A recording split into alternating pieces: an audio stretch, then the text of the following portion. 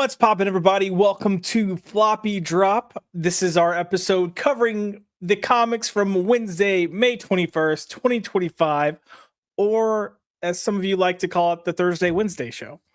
But we are here as usual to look and see what we've got going on in this week's comics. And as always, I'm joined with my main man, Dolan, aka Drew, aka I Write Comics, aka Heavy D, all the names. What's up, bro? Hi. Hey, how's it Hi. going? I don't know about you and down in Texas, but it's been unusually chilly here in Indy the past few days. It's been I wish. Yeah, like low 60s, 50s and 60s. We have been the opposite. We have had hotter temperatures than normal. So it sucked. So got that to look forward to in Dallas. Very nice. Yeah. A good 90 plus degree weather, I think. I'll double check, but I think the first half of the week it's supposed to like rain. So, good times. Some good old steamy weather. How have you, other than the cold weather, how have you been, man? I've been great. I've been busy on just the creative front, getting ready for some conventions coming up, especially like you were mentioning about it a little bit ago. Dallas, getting ready for Vegas in June, getting things lined up for Terrificon in August. But big things coming up. Big things indeed. Yeah, I'm super stoked. We have less than a week and we'll be seeing each other. Less than a week. Less than a week. It's coming. Dallas. Woo woo. And then we'll get to hang out and chill a little bit. And then that weekend we've got Dallas Fan Expo and a ton of stuff going on there. So why don't you give us a little rundown on what you're going to be doing at Dallas Fan Expo, because your weekend's going to look a little bit different than mine. Yeah, mine's going to be a little bit different. I will be at the booth with H.H. Germain. I'll be at the Sigma Comics booth. What is our booth number? AP03, booth AP03. AP03. As of right now, AP03. Yes, as of right now, AP03. As we learned last year with Stephen Platt, things are subject to change day of. Always. If not a few times. But I'll be there with Aaron at the booth and HH, but Aaron's going to have his preview edition of Kneel Before Doomface. And I'll have my preview edition for Unholy Nightmare #2, covered by Michael Ortiz, Andrew Mangum, and Gene Jimenez. And as of right now, Michael Ortiz and Andrew Mangum are planning to be there at Dallas Fan Expo. Michael Ortiz was the creator of Arachnus. So in that book, not only are you getting the preview edition of issue 2 of Unholy Nightmare, you're getting preview pages for the new Arachnus series that I am writing with Michael Ortiz on the art. So big things in that book. And only 100 copies made. That is it. Only one. That's pretty awesome, dude. Yeah. You can vouch for that. You have the books in hand. You know for a fact. I do. I had I should have pulled those pictures in. I've got they're not fun pictures. They're wrapped up pictures. It's a total tease. But yeah, I got the boxes in, and they're all nicely wrapped and bubble wrapped and in a box with packaging and another box with packaging. So they're safe and secure. But we did pull some stuff out and get to the very, very last bit of packaging. And I was like, I'm not opening these because if I do, they're loose. And I started to say the juice is loose, but we don't want the juice loose. That's bad a couple of different ways. So yeah. No, I'm super excited. Like I said previously, I love getting to see you guys kind of just succeed, and Aaron's going to have a preview for Kneel Before Doomface, and he's going to be there, and it's going to be a lot of fun, and I'm looking forward to it. I think it's going to be a really cool year to just kind of and from what I understand, I mean, not only people that we know, the YouTube circuit are going to be there, but just a lot of people who are fans of what we do, a lot of people who listen to us, they're going to be there at the show. They're planning on being there. So yeah, it's going to be a great time on both ends, sales wise and connection wise. Agreed. It's gonna be a good time. I've got to do some laundry, pack some bags, and figure out what we're gonna be cooking what I'm going to be cooking and what we're going to be eating for part of the week, anyways. Breakfast is the easy thing to cook. I had high hopes for dinners last year, but really, like when you're at the convention, especially during those days, like you're getting out so late, you're not cooking anything. But lead to it, we'll have some dinners and then for sure breakfast. It was fun cooking breakfast for y'all. Except I'm still pissed that my biscuits turned out like crap. So gonna have to redeem myself this year. Live and learn. Live and learn. Yeah. I don't know what happened. That never happened. I cooked those biscuits all the freaking. I think it's because I was out of my element. I didn't have my own like pots and pans and stuff. You had your accoutrement. Yeah. Yeah. So it threw me, but something went wrong. We got to fix it.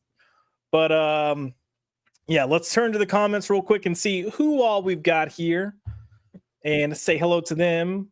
We have Nadia coming in, going, wait. What is a floppy? It's a peanut. Oh, no. That's wrong thing. Drew, do you want to explain what a floppy is? A floppy is what we refer to in the industry as a periodical comic book that comes out every week or every 2 weeks a month. And it's roughly 22 to 30 pages. Heck yes.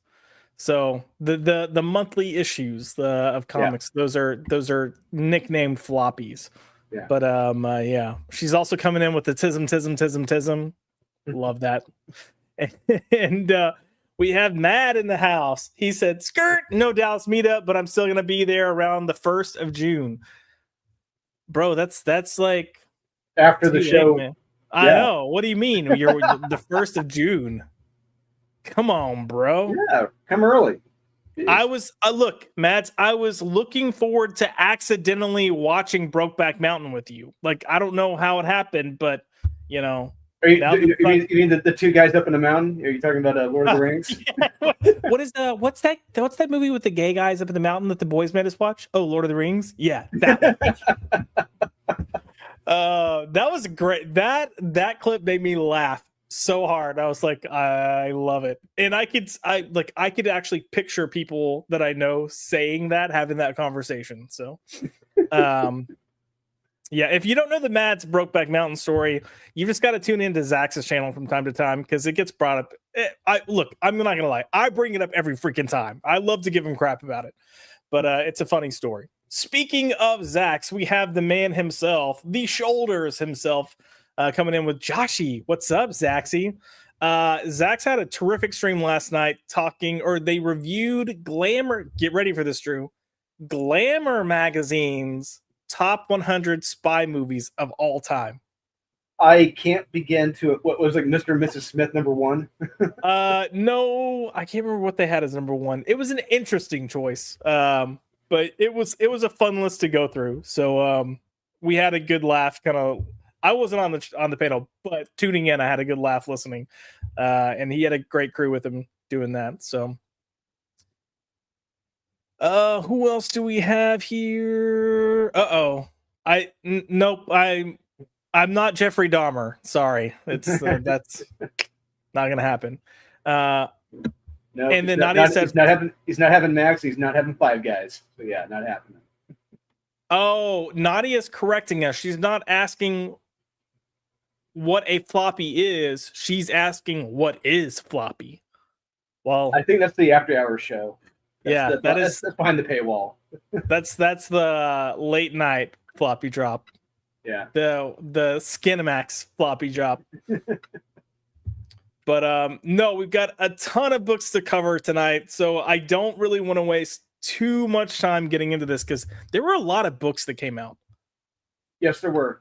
But I would say only if we were doing the best of the week, Wes and I this week, if we were, but it's not happening because hey, he's traveling, he's on vacation.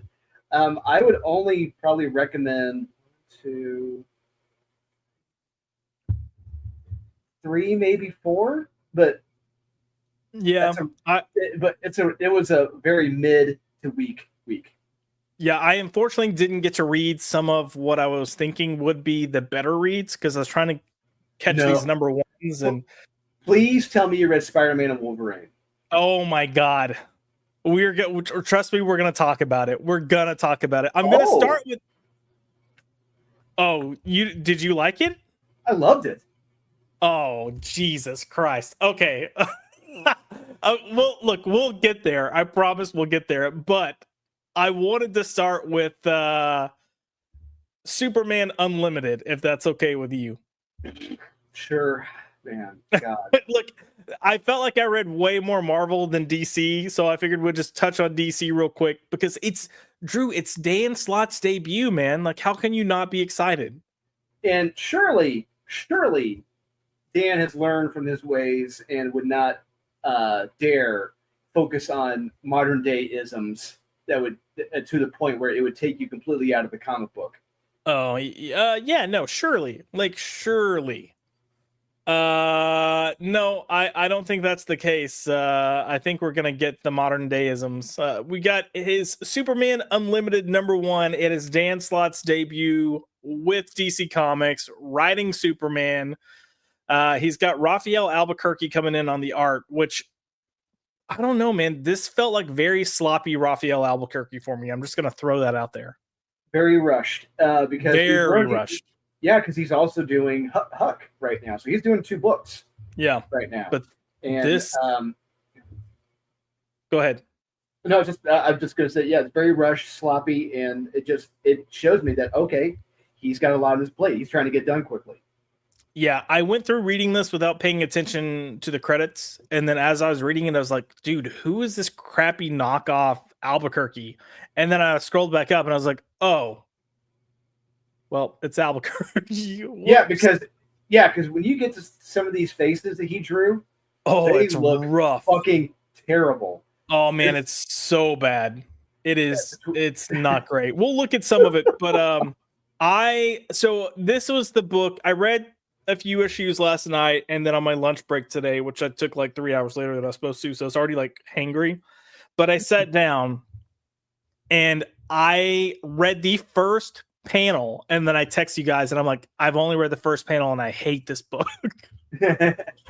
So you might be going like, dude, what did you read in the first panel that made you hate it? So look, let me just read it. So you've got this starting off, and it goes, as of today, we are no longer a major metropolitan newspaper. We are expanding into an all-new media empire with dedicated branches in every major city from Gotham to Themyscira. Wait, what? Yeah, it's like, I'm fairly certain there are no news agencies in Themyscira. Sorry. Yep. I mean, even this whole idea of like we're expanding into a major, like an all-new media empire, like I get it. But they've also kind of set this up previously in previous incarnations where they're like, hey, print's not what it used to be. We've got to expand. So this isn't a new idea either. But yeah, that got me right away. And then they put, we'll be overseeing 4 24/7 cable channels and fact-checking 3 of the top 5 social media platforms.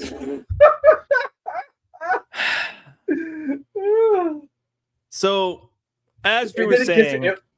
It gets worse. Oh, no, it does. But if you were already like, yeah, I was kind of hoping we wouldn't dive into like modern deisms, like tough luck, tough titty, little kitty, you're getting it. Yeah. So basically what you're getting in this first panel, if you didn't read this, just buckle up and put your football pads on, because it's the entire book. You're just running through stuff.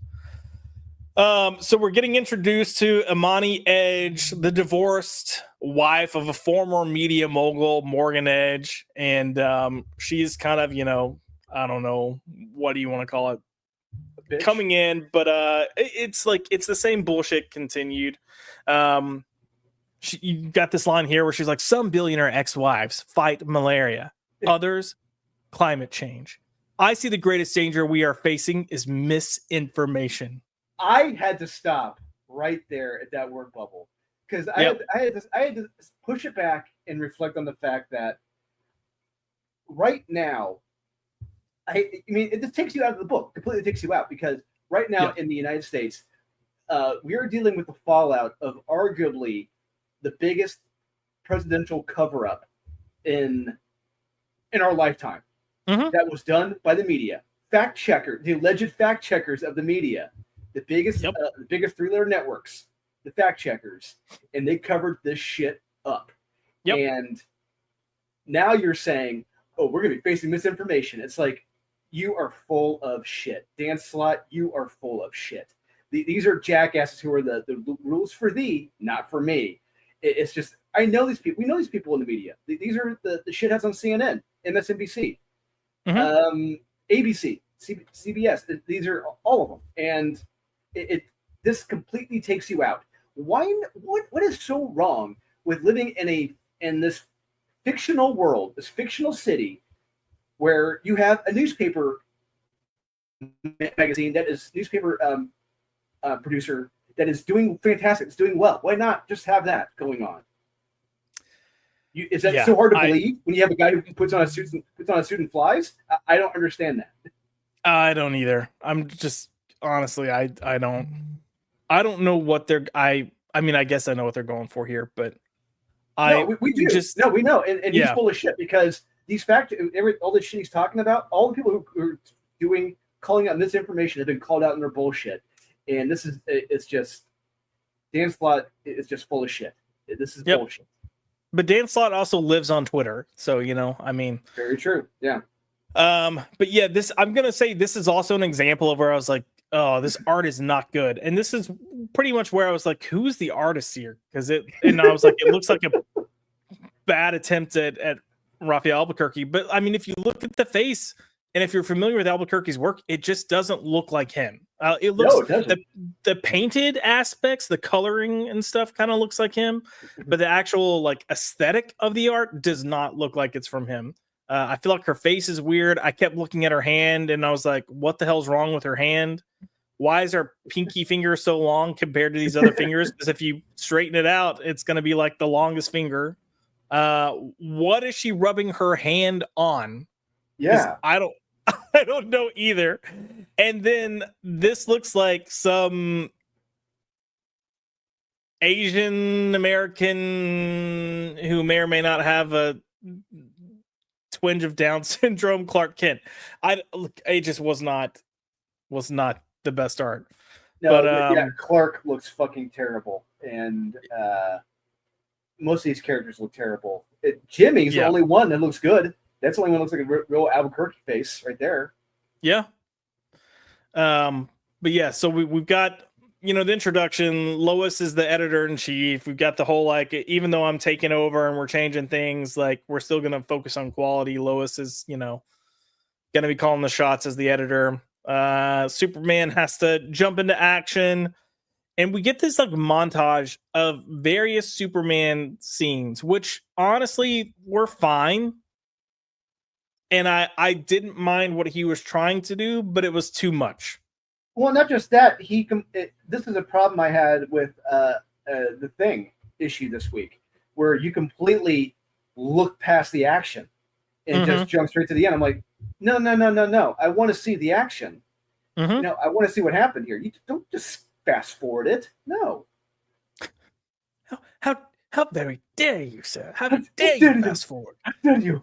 How dare you? Yeah, we have this weird kind of banter. I'm probably more critical of this than I need to be.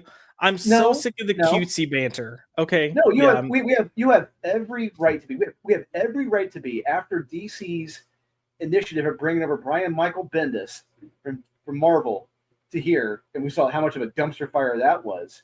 I mean, when you have another guy coming over from Marvel to DC, and it's like we have every right to be on guard with what they're doing to Superman. And I am already on edge. I'm already not feeling good about this. Nope, at all.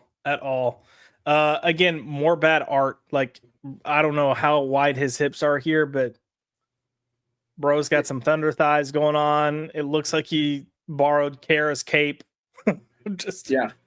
But no, you get this crook that's like, hey man, I gotta tell you something. I gotta say something to you. You remember a week ago and da-da-da? Yeah, you saved my aunt. Thanks, bro. Like, it's just unnecessary. But you go from like this hero montage into montage after montage after montage after montage, and the point's to show that Superman's job never ends. But also, look, if you're a kid that's that big, like you're at least 8 or 9 years old, what the fuck are you doing jumping in the lion's den? Like, yes, what the hell? What the hell happened? At that point, you deserve what you got. I do think my favorite one was this one. Like, you got the plane going down. Again, I think it's too much, but I did like that the captain is like, everyone, this is your captain speaking. Please remain calm. We're all going to get through this. How do I know? Look to your left. All I'm going to, okay, I'm sure Aaron would have said the same thing. Take out that fucking caption. No, that is not happening. You do it. You honestly think they're going to hear Superman say that from outside? Oh, yeah, no. Just have him. You honestly think they're going to hear? Yeah, bullseye. Yeah, no, you're taking that out. But yeah, I like that sentiment of like, oh, we're good. Soups is here. Yeah. But again, it's just you got one thing after the other, after the other, after the other. You got the crooks, the kid falling in the lion's den. You got the plane. You got the ship sinking, the building on fire, the cat in the tree. No, not a cat in the tree. Never mind. It's just a chick singing, which he then.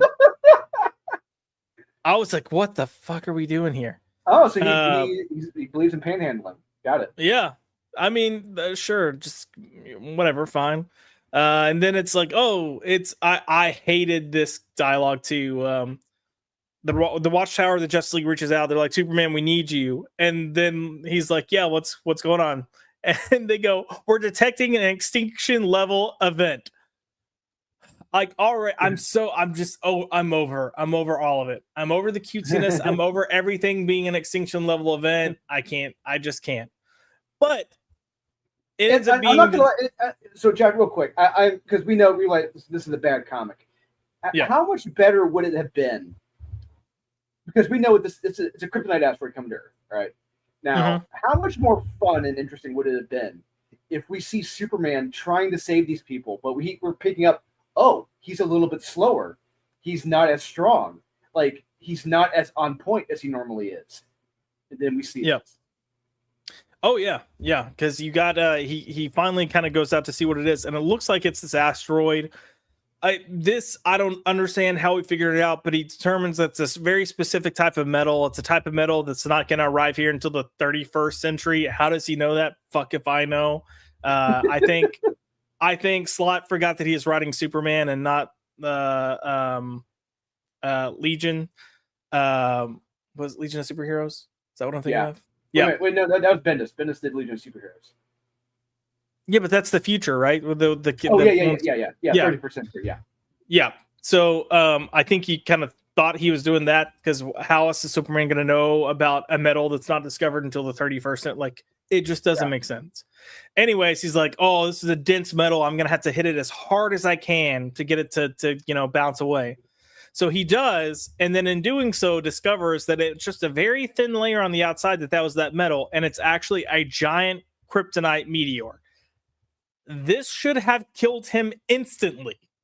Yes. Like, when you have a fragment of kryptonite near him, he starts losing his powers and getting weaker. So when you have this a fragment. A fragment. When you've got a giant asteroid that is nothing but kryptonite and he just ran right into it, he's losing his powers. He's not going to be able to fly. I don't know if he'll even be able to breathe in space at this point, but he's a goner. So does that happen? Absolutely not. He's like, oh, nope. I'm going to have to try real hard and this might kill me. And I'm like, fuck off right now. But he looks at where the asteroid's supposed to be going and he's like, oh, Rio de Janeiro? I can't. There's like however many, over 16 million heartbeats. So he's then pushing the asteroid, the giant kryptonite. We're just going to say that. He's pushing the giant kryptonite to get it to go somewhere else. But as he's doing it, we have all this fucking filler right here. All this filler. So as he does it, his life starts flashing before his eyes. And it should be poetic, but it's not because it's the first issue. We're just jumping right into this. And yeah, I mean, he wouldn't have even been able to go back to try to push this thing. Even if it didn't kill him, he wouldn't have the strength or powers to go back to try to repush this. But you get pages of this because like as a writer, I'm thinking about things that can make this better. And there's so many small little things to make this more logical and better, and they're not doing it. No. Am I giving you a good Clark face? Yeah, it's Hell of an just overbite. I don't know. There's so many things going on, and it seems so unfocused. I don't fully. I think it's almost feels like that the whole. It almost feels like the first arc should have been a story with Clark fighting something or going against something, and just almost slowly throughout the arc being like, I don't know what's wrong, but I'm not feeling. I'm feeling tired. I'm not feeling myself. And then get to the end or like halfway through that arc and then reveal like, oh, there's an asteroid coming. You got to take care of that too. And then let him discover so that at the end of the arc, you think maybe he's dying. Because if you want me to believe that he's going to die in the first issue of the new series that you're writing, I'm not going to buy it. Yeah. No. I might buy it at the end of the first arc. I'm Ron Burgundy. I'm saying, I don't believe you. No. I don't believe you. But yeah, look, it's just pages of flashbacks, and it's all filler. It's all filler, bro. Look, it looks like he lost his nose there. Like, that is bad. You know when people have like the snap-on nose because they're burn victims or whatever. Yeah, that's what it looks like. He's like, yeah, the Red Skull. He's like a Red Skull wearing a fake face. We're gonna fake face. Yeah, it's not good. But yeah, flashbacks. More flashbacks, and more flashbacks. We're just all having flashbacks. Oh, Fortress of Solitude, flashback. Look, we're doing nothing here. Like, we know these things. Yep, still more pages of flashbacks. Just we're gonna keep it going. We've got flashbacks in case you didn't know. And finally, we're back to like, oh, he's pushing. And I do like this line. And again, I think if this was happening at the end of the book or later on, I would have maybe felt this way more. But this is a good line. He goes, but to me, reflecting to the massive filler of flashbacks, but to me, that is a life well lived. I think that's a great Superman line. I think the idea that he's in peace, that at some point he might die again, and he's okay with it. He knows that's the cost of what he does. I like that. Unfortunately, it's surrounded by all this bullshit. Yeah. So he's getting infected with this kryptonite because, again, giant ass kryptonite asteroid. And instead, he's like, oh no, it's a village of 37 people.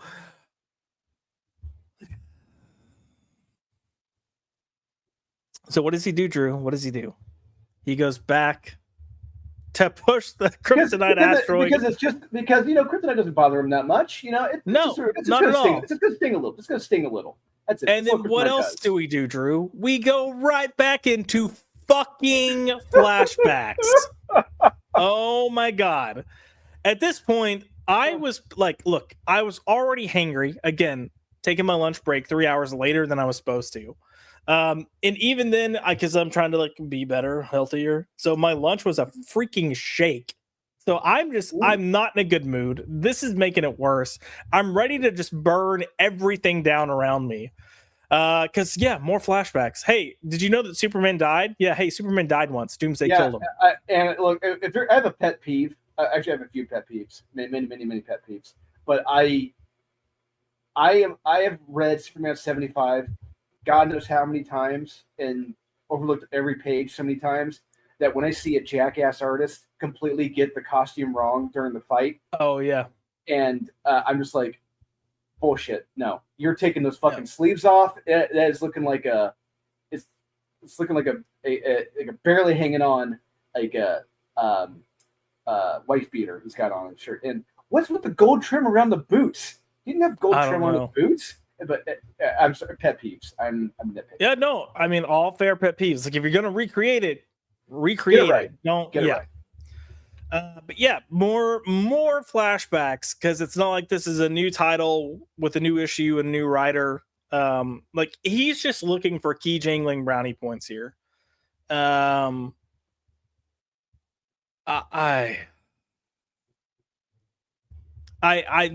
legitimately made me mad reading this. I was like, I don't know how many times I said fuck because I was just so over it. But yeah. So, but then surprise, he doesn't actually die. How we don't fully know, but he's in a coma for what was it? For months? 3 months. Yeah. Yep. 3 months. I've been out for 3 months. So, and then all the family just happens to be there, just waiting for him. They're just chilling out in the watchtower because they've got, it's not like they have other things they need to be doing. It's not like Lois is running this new company, which they're like, oh, I've been running it remotely. I'm like, no bullshit. Sure, no. But when you're launching, you gotta be there.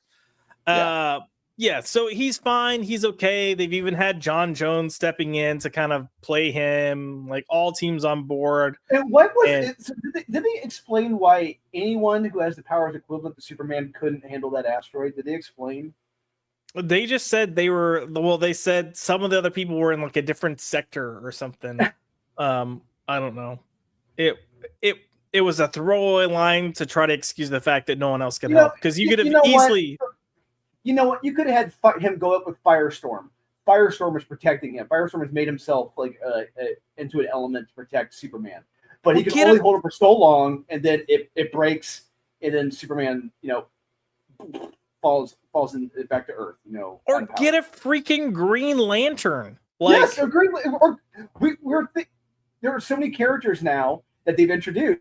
They want to be stunning, brave, and diverse. That it's like you've written yourself into a corner here that we're not buying at all. Period. Oh no, at all, not at all. Nope, negative. But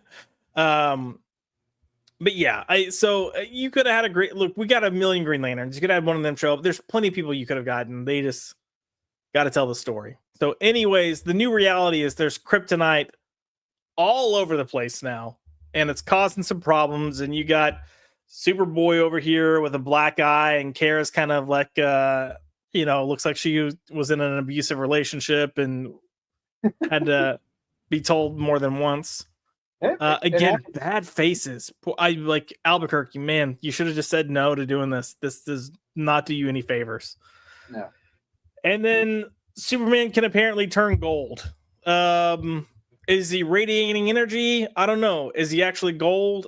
I don't know. Is he a different substance other than gold but looks like gold? I don't know. Is it just light? I don't know.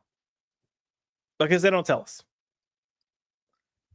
I think this is supposed to intrigue us to come back next week, but I don't want to.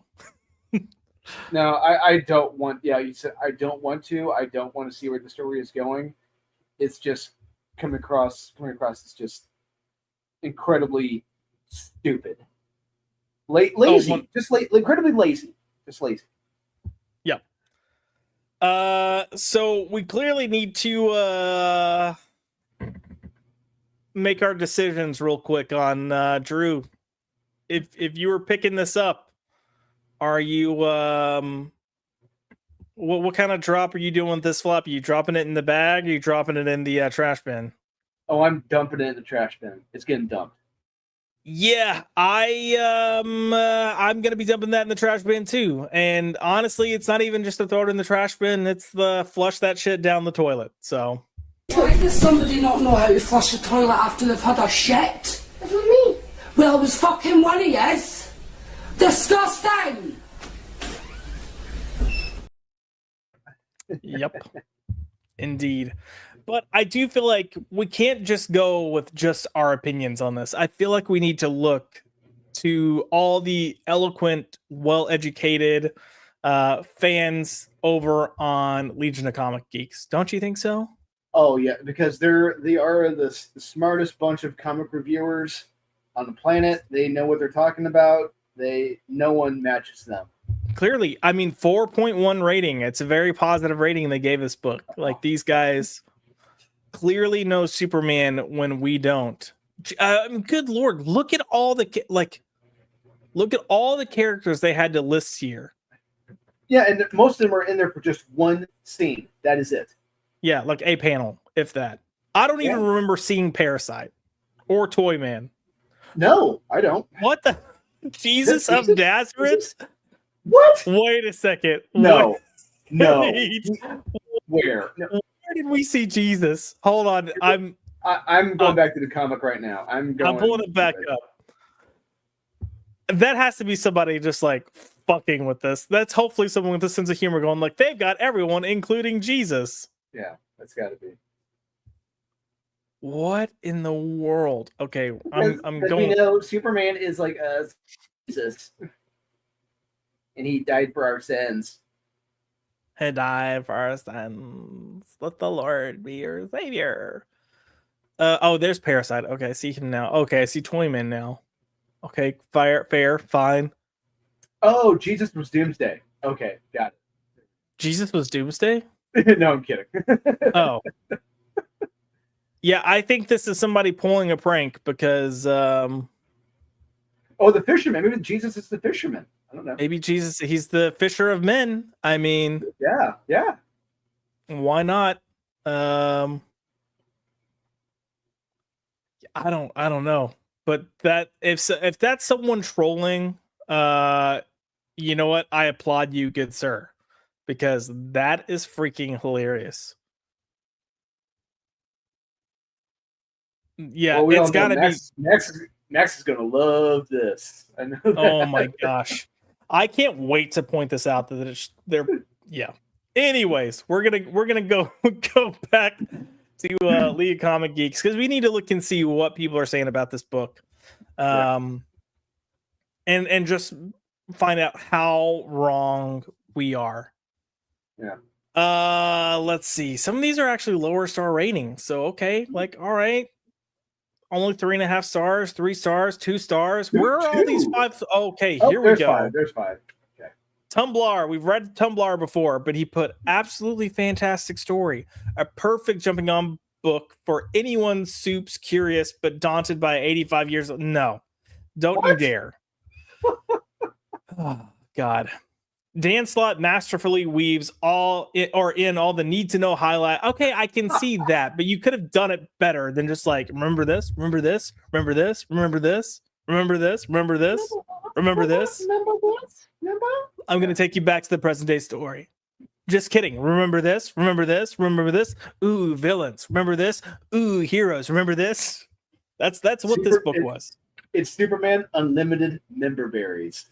Oh my God. I gotta see. Oh, he does have a criticism, but we can't fully see it. So, a criticism that Tumblr has is that at times the art seems unpolished. Oh, you think? You don't. At times the art seems unpolished.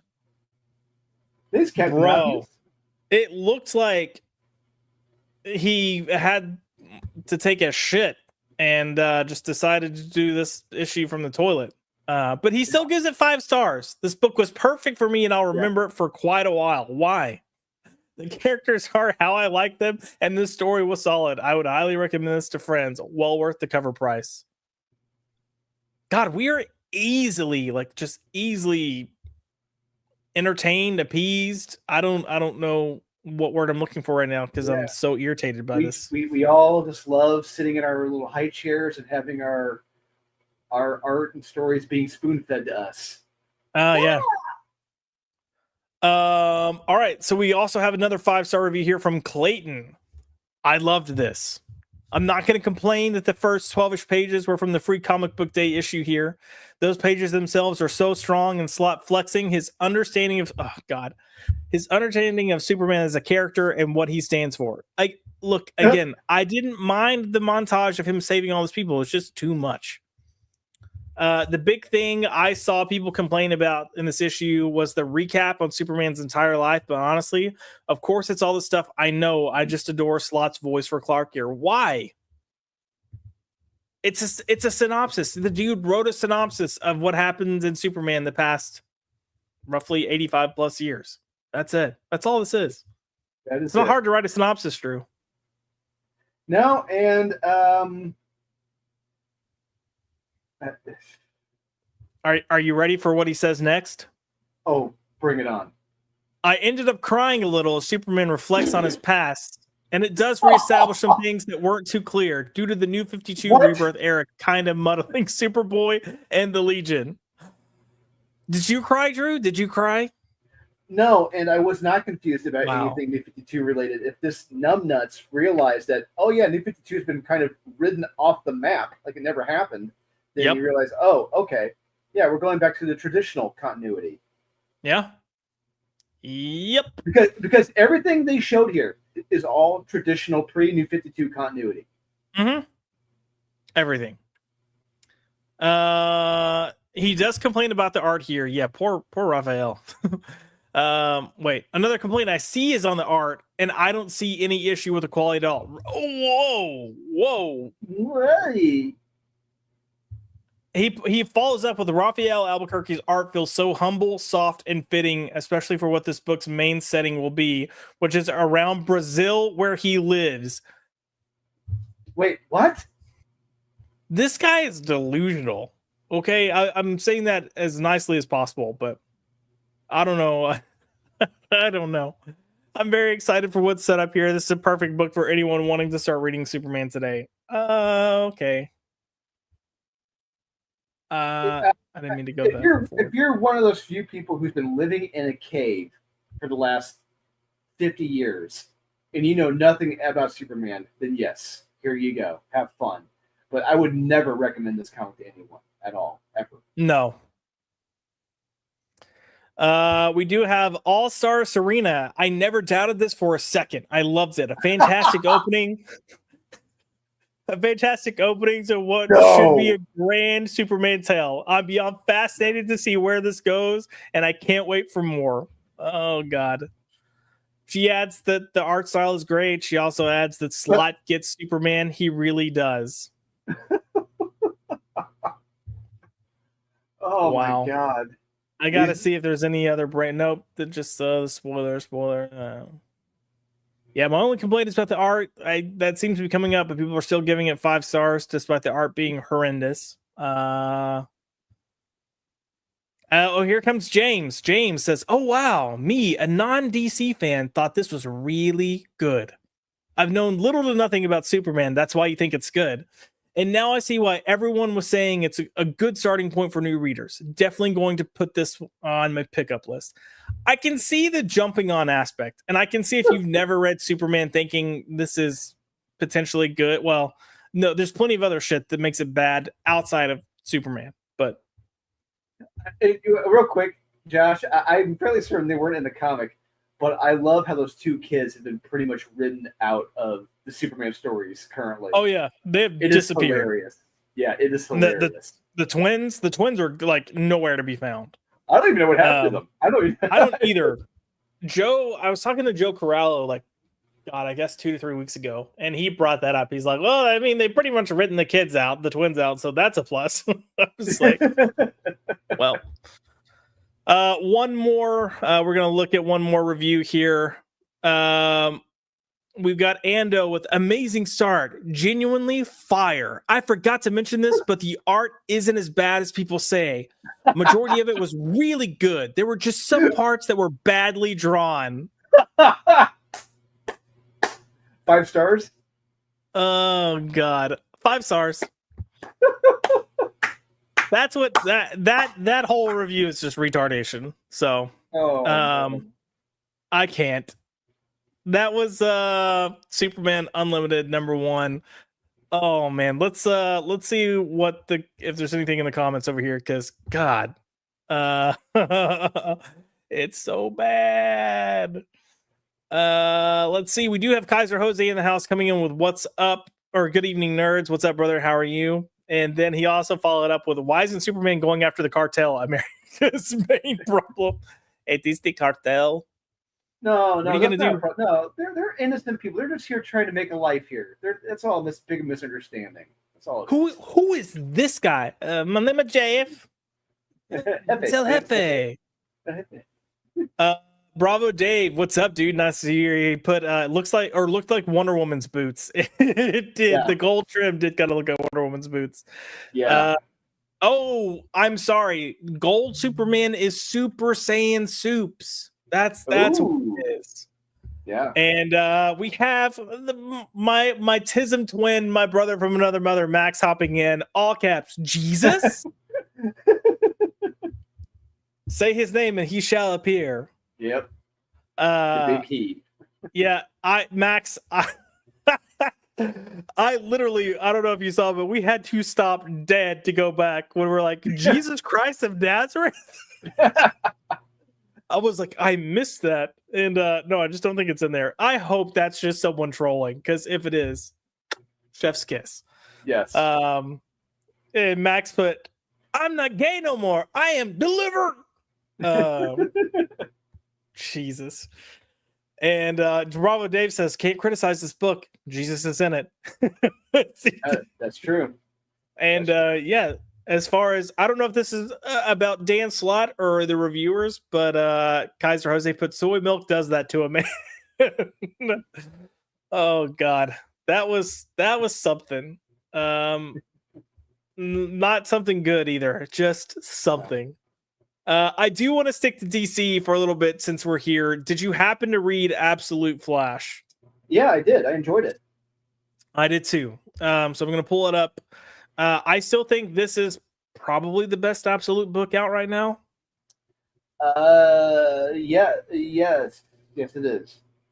I will say this was a very quick read, but I'm enjoying it. So yeah, and I think it's a direct reflection of the story, and it's a direct reflection of what's going on.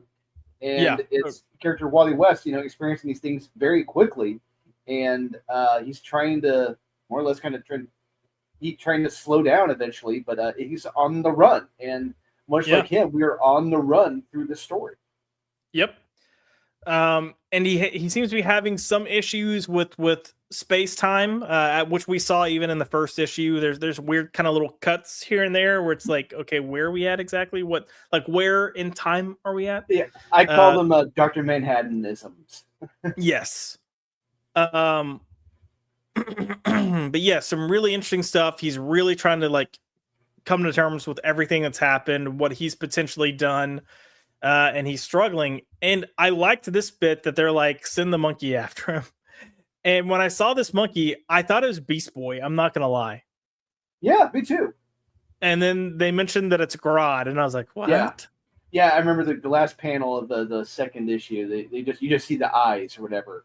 And it's like Grodd. It's like, oh, shit. But no, Yeah, it looks like Beast Boy, but it's Grodd. And I wasn't sure how I was going to feel about it, but I actually really liked. I'm an animal person. I like animals. So for me, this kind of was right up my alley. But I liked what was going on here between Grodd and Wally, and how just the touch. This is how you do like flashback storytelling. You see real quick like what these two have gone through and like the different types of things they've shared, and they instantly connect because of it. And then they're automatically like, okay, we're in this together now. So I did like that aspect. And yeah, Wally Grodd, same. That's Grodd speaking. It's almost like I am Groot. So you've got that kind of infantile nature to Grodd coming in with a younger Wally. So I'm sure some people won't like it. It worked for me.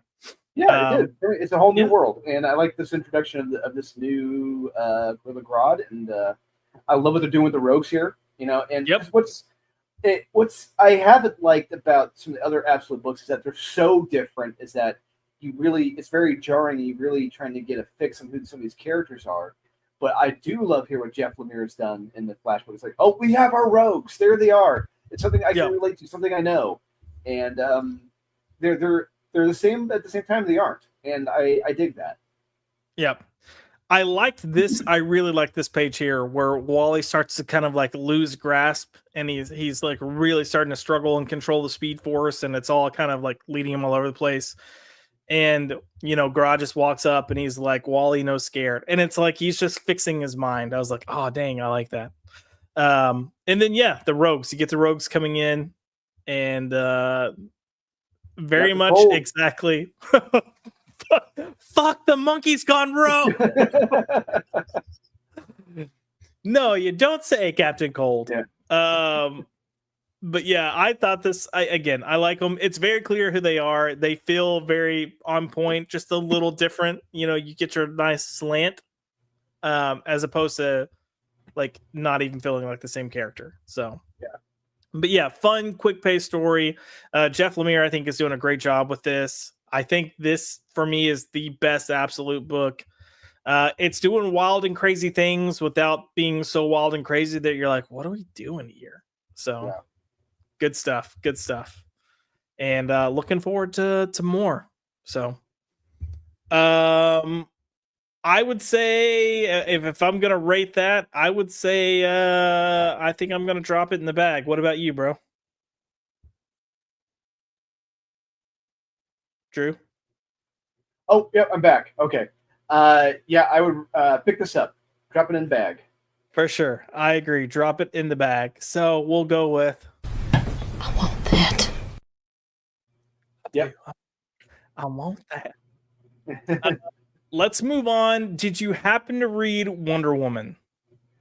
I got to a point. I didn't read the whole thing. It got to a point, and I had to put it down. Oh, you did better than I did. So let me find it real quick because I'm curious now to know what that point was because I did not read it.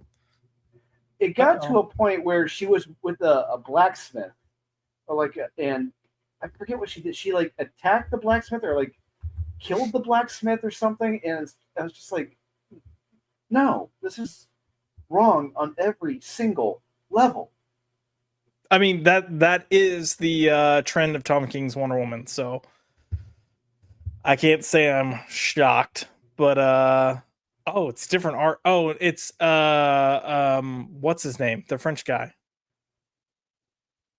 Who's the artist? Jerry Lewis? Oh, March. Gilliam March. Oh, okay. Guillaume. Yeah. Yeah, I noticed the face right away and I was like, oof. But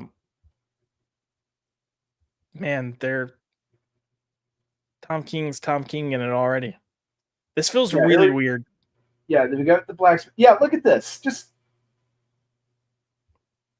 there. Physically, it damages the guy's damn hand, his livelihood. It's like, what the fuck is wrong with you?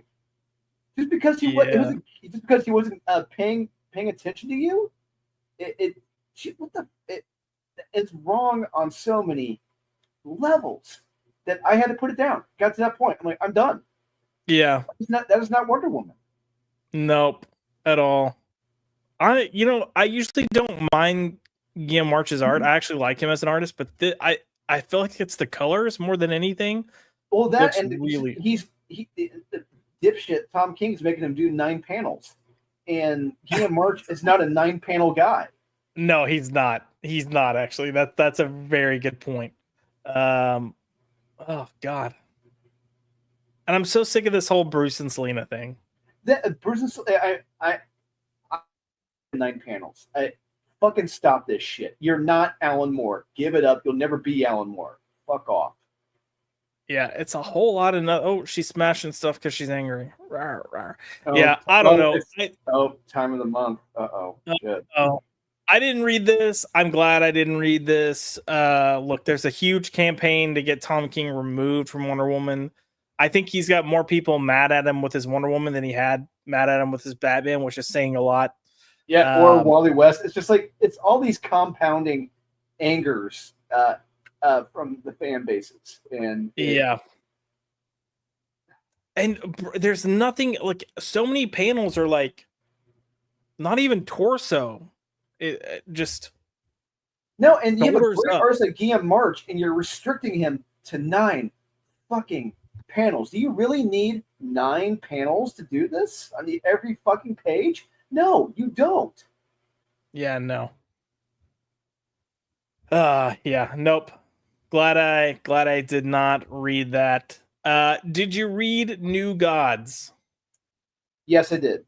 Okay, so I will let you talk about that as well because I did not read it. Are we still on board with the New Gods? Is it still kind of trucking along pretty well? Honestly, I felt this was the weakest issue of the series. Oh, no. It pains me to say that. Look, because predominantly, it's there's another artist here, yet again telling a backup story, and this art is fucking sloppy. It is sloppy. We're getting yeah, it's pretty much following the Black Racer and what happens when you meet him and go into the afterlife, and it's just, I just don't care. It just What is going on here, though? Like, he killed Light Ray. no, I get it, but I'm talking about the shading, like the way he's. It looks like DC didn't like seeing the impalement, and they're like, shadow that up. It's like, why? Yeah, I mean, but it's almost like it's like cross hatching, but not. It's almost like AI.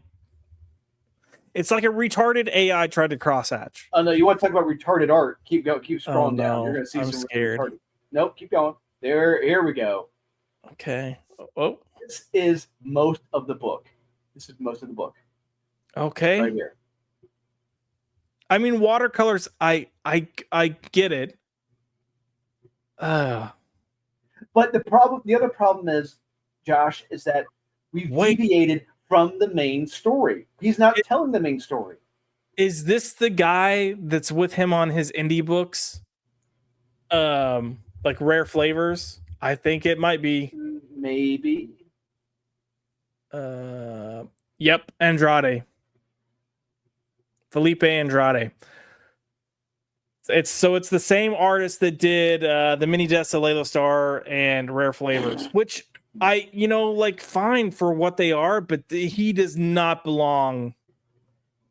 He does not belong on a book like this, and clearly it shows. Yeah, and it's so fucking jarring when you go from that beautiful Evan Cagle art to this. It's like, why would you do that? Is that supposed to be Mr. Miracle? I think so. At one point, it was supposed to be. Oh man, this is. Well, like I said, this is all following the Black Racer, because as we all know, if you're not familiar with Black Racer, he's pretty much the death, the new gods. Yeah. Oh yeah, this, like, it doesn't even look like it's the same book. No, it's not. Wow. Why? Like, I'm all for getting your indie peeps that you work with on the indie scene to come over and do things. But when you've already had a different artist and you've been doing relatively good work, taking something this vastly different and throwing it in the sixth issue, which is practically the end of the arc, is wild. Like, I feel like someone's smoking crack to say, like, yeah, this is a good idea, let's do it. Well, it's a direct reflection of the leadership at DC. Yeah. Like, I don't know what is actually happening. I don't know what this is.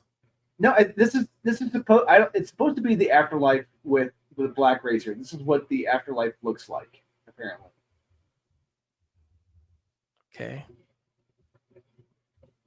And like I said, this is most of the book. This is most of the goddamn book. Yeah, and no, this is not the story we signed on for. This is not what we wanted. And yeah, I hate it. I'm not a fan. But I haven't been the, like, biggest fan. Oh wow, that's even more slap back to reality. What the heck? It's like getting punched in the face. Yeah, and then there's only like one more page after this, and that's it. Into the book. I don't even know what to say, if I'm being honest. To be continued. It's like, that's the story we wanted. That's the fucking story I wanted. Yeah. Weird. Yeah, I can't. I just weird. I can't get past this art. This is Van Horn, Texas. Like, I again, I liked the Mini Deaths of Layla Starr. I was like, whatever about Rare Flavors. I know a lot of people love it. Fine, great.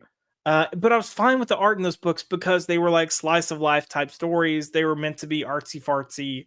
So I like, great, cool, do your thing. But when you're telling what should be a traditional superhero story, this is not what I want at all. Yeah. And the fact that you have multiple pages where I can't even tell like who that's, if I didn't know, right, when you can't tell who these people are supposed to be, it's bad. But this is rough. Yeah, no, I don't know about you, but I'm gonna throw this in the dumpster. Yep, same. I hate to say All it. right. But God, that's shameful, but it is what it is. what you gotta do.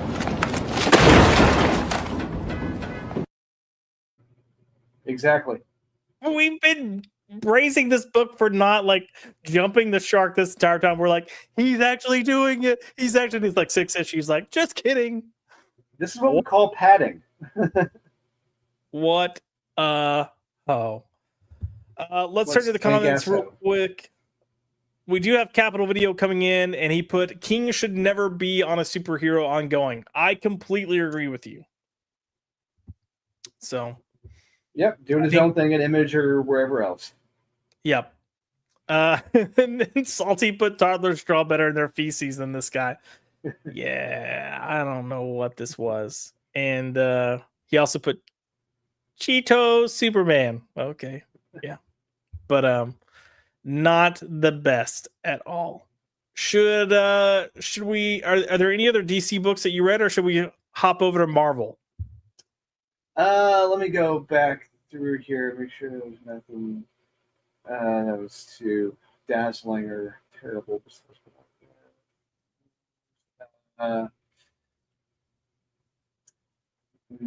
No, Detective sucked, Catwoman sucked, Nightwing sucked. Didn't touch Batman and Robin. Times is still fucking terrible. No, that's it. Yeah, nothing really dazzling. All right. Well, let's jump on in and kick things off with the Amazing Spiderman. The Amazing Steve Spickerman. Yeah. Are you ready for your after school? Oh God, I can't even talk. After school special, Drew. Yeah, we need it. Sorry, ABC After School Special. And the more you know, Shooting Star. With Jay Underwood as Peter Parker. There are so many bad things in this book. A lot of. So I guess we'll kick things off with Peter Parker's getting fired because he's on drugs. Okay, cool. But you've got this fight going on with Hobgoblin and Peter Peter is drugged. But what is he drugged from? They didn't like poke him with anything. They didn't release a gas in front of him. So what's he drugged from? The artificial flavors of a soda. Drew, do you think that's connected to modern day isms in any way? I believe so. Yeah, just how I was waiting for RFK to show up in this. I was too. I was like, I wonder how they're gonna, mimic his voice, whatever. I can't remember what it's called. What's called? Yeah. Well, the other day. But yeah, so you've got Spider-Man, and you're getting the typical banter of, I guess, Spidey kind of been like, oh, I hope I can snap too, and can we take a time out? And I'm just like, at some point, like, Spider-Man has always had banter. He's always been quippy. But this feels more Daredevil type quippy, not Daredevil, Deadpool type quippy, and not Spider-Man quippy. Like, This feels like, look, again, going back to that cutesy thing that I'm hating so much with comics of, look how cutesy we can be, instead of like making sense. Like, his quips before were kind of to antagonize the criminals he was fighting. This just feels like, oh, I'm cute and I can write clever things, except it's not cute and it's not clever. No, it's not enjoyable. It's not fun, and it only gets worse when we get to Uncle Ben and Aunt May. Oh God, I know. I will say, whatever goodwill we had from the cool-looking Hobgoblin is gone now with this, and then we get the flashbacks, because an angsty teen Peter Parker is what we want, and a teen Peter Parker who's treats his Aunt May and Uncle Ben like garbage is totally what we want. Because it makes him such a likable character. It completely rewrites who Peter Parker was growing up. Mm-hmm. Completely, fundamentally changes him. And if this is just the writer's way of saying, like, every kid's like this, every kid does this, and I gotta say, you are smoking crack. And I don't know what the hell kids you've been dealing with or living up. Most kids are not like this. I do think kids are starting to get like this, but it's because they've never been told no. That is true. Yes. And Honestly, what would have saved this whole issue for me is if we see like Uncle Ben pull out his belt and see if like get ready to like fight it up. He's like, "Oh, Peter." Hands on the bed. Yeah. It said you got this cringe. So Peter's hallucinating because of the drugs, and he's having these flashbacks. But you've got this just god awful dialogue. So you've got Aunt May coming in with, "This isn't just hormones, Ben." And he goes, "No, I know, which worries me." And then he follows up with, "What if we're not cut out for raising this boy, May?" Dun dun dun. And you're like, "No, you've got to raise him. He's gonna become Spider-Man. He can't be Spider-Man without you. You gotta die, Ben." Yeah, he can't be a piece of shit the entire time. Come on. Yeah. But yeah, again, and here's the crazy, like, with me, reminds me more of Deadpool type dialogue. But come on, Brain, please. I'll buy you a nice ice cream cone if you just stay present. I can't imagine Peter ever thinking or saying that. I mean, he's literally saying it out loud. Yeah, and I think this just reflects from Joe Kelly spending his time on Deadpool, and he's bringing that here, and just it doesn't fit. Yeah. And then Itsy Bitsy comes back into play, and God, I don't even know where to start with this. One thing I'm trying to understand this character. So she calls him Daddy. And yeah. Is that I mean, look, I cannot get a straight fix on what exactly her background is. No one can give me a straight story on this. But it seems like, 1, she is in love with him. 2, she acknowledges that he's older than her. 3, by calling him Daddy, yeah, she wants him. And so she is made from his DNA and Wade's DNA. So Spidey and Deadpool's DNA was used to create her. So that's where the like kind of pseudo father aspect comes in. Because she's kind of like a clone in certain ways. It's just weird. But yeah, she's got her line here. "Daddy, it's playtime. There you are." But like you said, and the one issue she was making out, she kissed him, was making out with him. It's like, I know. I think that was a sexual connotation. I'm fairly certain. Yeah. I think this is all really weird. And then we get more flashbacks of Peter and being angsty and how terrible his life is. Yeah, I hated all of this. He's being just a total shit human being. Like, someone needs to punch the shit out of this kid. No, that's what Uncle Ben needs to take the belt to his ass, for like a half hour, and that'll fix it. And then here he is thrown up in the toilet, and Aunt May is like sitting with him to try to comfort him, and he's being a little douche nugget. Go away. Don't look at me. Don't look at me when I do this. Yeah. I get that what they're going for is that because his parents died, he's having a bit of a rebellious streak because he's not accepting it or coming to terms with it. They're just executing it in such a poor way that, one, it doesn't come across how they're wanting it to, and it just makes him incredibly unlikable. Incredibly unlikable. And he's supposed to be 14 at this point, 13. Yeah, something I think around that. Look, I'm not gonna lie. At this point, for what we've seen in Peter on this, he is literally one step away from being in the movie Kids. It came out in the 90s. I don't know if you remember seeing that movie. Yeah, he's one step away from that bunch. Yeah, I mean, keep in mind that in a previous issue, he had the leather jacket with like the anarchy symbol. And I can't remember. I think I like it. Oh God. But yeah, the after school special. So we've got the drugs that he's got from the soda flavoring, and then now we've got the alcohol situation, and you got Aunt May with, "You're entitled to your youth, Peter, experimenting with clothes, attitude, even this misadventure into the world of alcohol." No. You wait till you're fucking 18. You're out of the house. you have your rebellious phase at that point. You do it out of the house. Yeah, like I will say, just the way my parents raised me was different than how a lot of parents raise their kids. And honestly, I feel like it worked out fine. I'm not saying it's going to work for everyone, but I think my parents learned from my older brothers that you can try to keep something from them as much as you want, but they'll find a way to get it. I don't know if I would have done this at 14, but in high school at some point. But instead, what my parents would do is, even when I was like 13, 14, 15, I remember if we were having like a family Christmas gathering or whatever was going on, if my mom was having a strawberry daiquiri or a Crown and Coke, she would let me have a sip. She's like, you could have a sip, but that's it. Like, no more. And then as I got to like 16, 17, they would let me have a drink if I were home at a family special event. But it was like, you can have one drink and you cannot make it strong. And they'd make it really weak and I'd have a drink. What I will say that did for me is I didn't feel the need to go out and get drunk to be cool. And if other people were drinking, I was like, yeah, okay, whatever.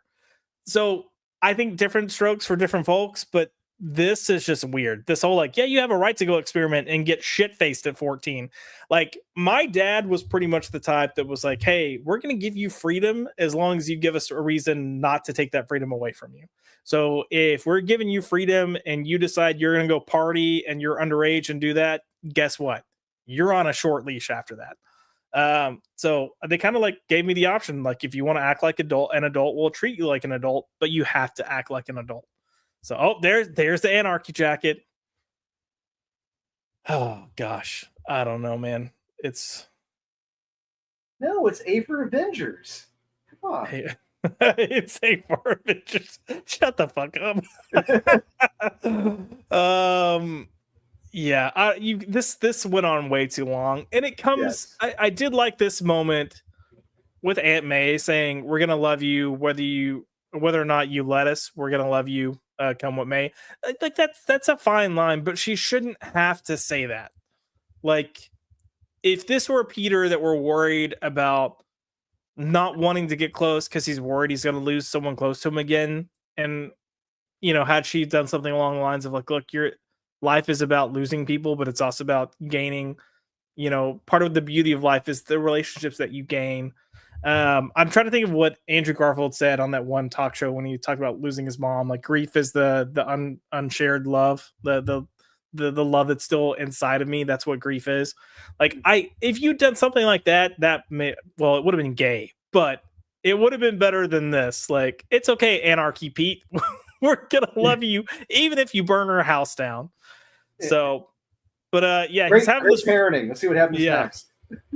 He's having this flashback of like hugging Aunt May, and reality, he's hugging Itsy Bitsy, who's trying to kill him and may or may not be his clone bio daughter.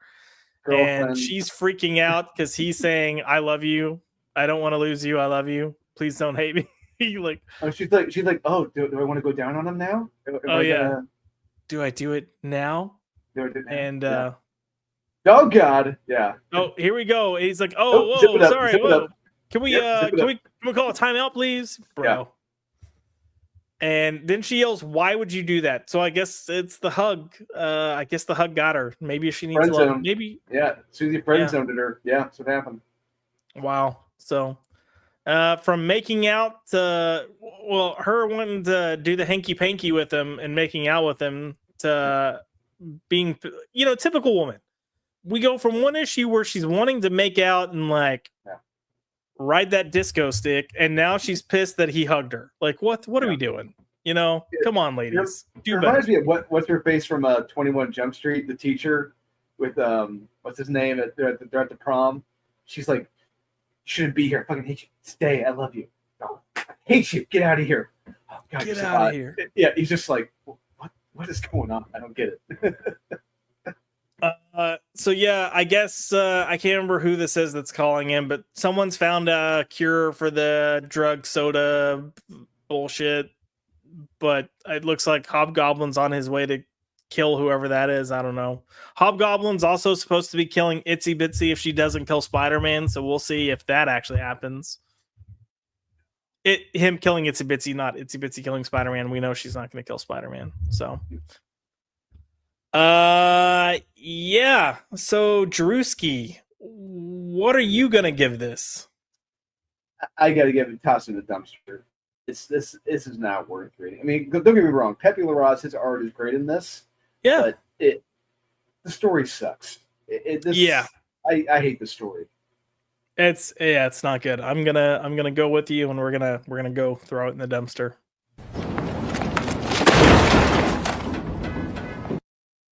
Yeah, piece of shit. No, I'm kidding.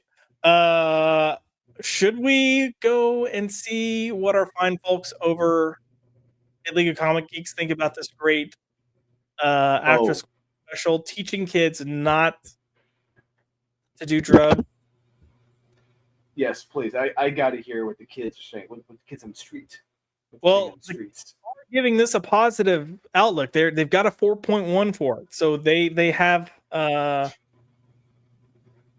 positive thoughts. Let's celebration of mediocrity.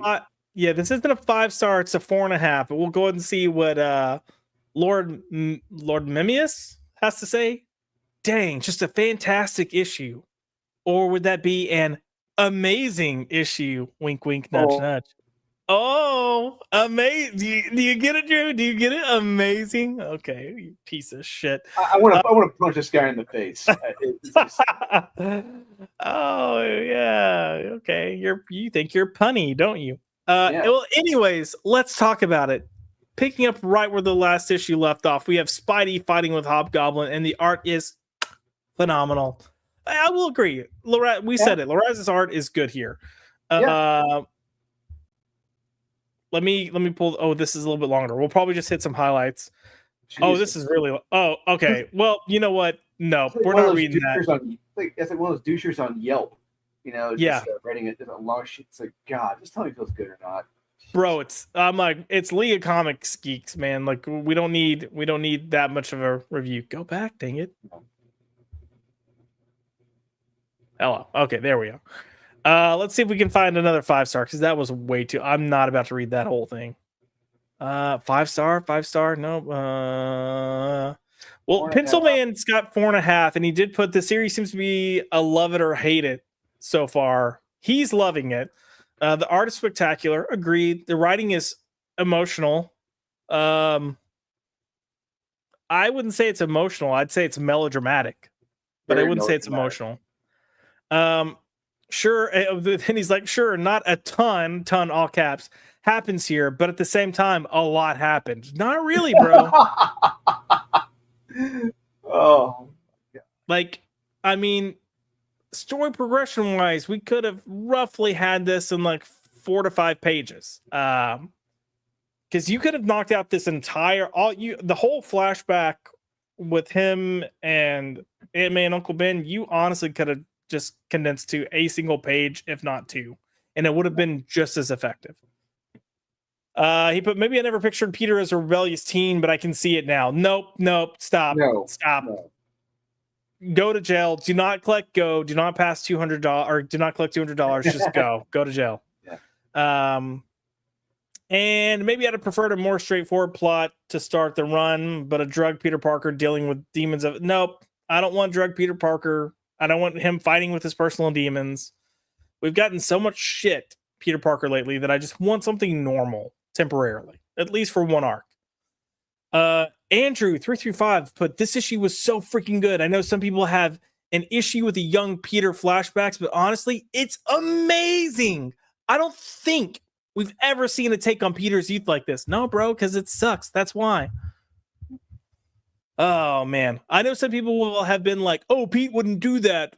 Would he not? Trying to find his way and express the trauma of being look, we already kind of know how he dealt with it. He was a nerd. He kind of shut himself off. And I'm not in a depressed emo way, but like he wasn't the most social kid. That's kind of the point of what his upbringing was like and why he was the way he was until he got his powers. So what douchery. Oh God. Drew, are you ready for this? Bring it. Carlos. Hands down, the single best Spider-Man issue I've read since Amazing Spider-Man number 801. Wait, what number is this? what was 801? I don't know, but what number is this one again? Probably it's gotta be 900 something. 968. Okay, hold on. We're about to look up Spider-Man 801. Was that wasn't the Superior Spider-Man stuff, was it? The Amazing Spider-Man number 801. Oh, it was Dan Slott's final issue. Oh my god. Oh my god. Okay. Hold on. So, anyways, hands down, the single best Spider-Man issue I've read since Amazing Spider-Man number 801. 3 pages in particular here really pulled at my heartstrings. To say I'm excited for whatever comes next would be an understatement. I'm assuming he's talking about the flashback pulled at his heartstrings, because I mean, unless it was Itsy Bitsy saying, "Daddy, let's come out and play." Yeah. You know, because incest is best. Spider Maniac. So this guy's a Spider-Man fan. He's got to have a good take, right? This book is pretty darn good. Not that I'm surprised. I've had a good feeling about this since issue number 1. Okay, well, that makes one of us. The action is great. Brought to you by the endlessly talented Pepe Larraz, as usual. Again, I will agree with that. I'm not ready for JR. Oh, Ramita's taking over again? Yes, he is. I don't know what dirt he's got on people. It's just like, how the fuck is this bad penny managing to keep turning up? I don't know. Look, I will say this. I've met Ramita. I've talked to Ramita. He's a super nice guy. Yeah, 100%. Yes. I am all for giving our legends work, right? Let them do specials. They're getting older. And it's what I find really interesting about this is going back like 10 years ago, maybe more. He was talking about how his dad would always tell him, like, don't get into comics. And then he got into comics, and he's like, but the one thing he especially said was, don't do Spider-Man. It's going to absolutely kill you because of all the little lines that you constantly have to draw. And here he is doing Spider-Man. Like, yeah, let's remind people, he's been doing Spider-Man for decades. He's been drawing Spider-Man for decades, going back to the early 80s decades. And look, clearly when you look at his art right now, he has lost his fastball. Yeah. He can. It's sad when you see a artist who had a great career, who was great at one point, and then you see where they're at now. It's just like, dude, just go to conventions, do commissions, call it a day. You cannot be doing serialized work. The last stuff I remember seeing of him that I thought was good, well, it wasn't even great. It was fine to good. Was when he did Silencer for DC, and he is still the worst artist that they had on that title. and it's like he's got the shorthand that's kind of like the stylized look that he's been doing now. Like, it's kind of what he's known for now, which is not a good thing. Like, it's not a positive outlook. But it's his way to manage to keep doing monthly comics. But even back then when he was doing the Silencer, like his sequential storytelling and his panel layouts were interesting. And he, even though I don't like the aesthetic or look of his characters, and the way he draws people, the storytelling he was delivering was still really good. And now it's just a hot mess. Like, it's like, how quickly can I get this on without as little work as possible? Because my hand, my neck, and my back are absolutely killing me. Yeah, it's exactly the point. How quickly can I get this done and turned in? Yeah. So, this person also goes on to say the best part of the story is definitely the emotional climax of Peter's flashbacks with Ben and May. It was an incredible scene. I like the people that I think are reading this, thinking this. I just feel like are people that haven't read a lot of Spider-Man. Because it's so.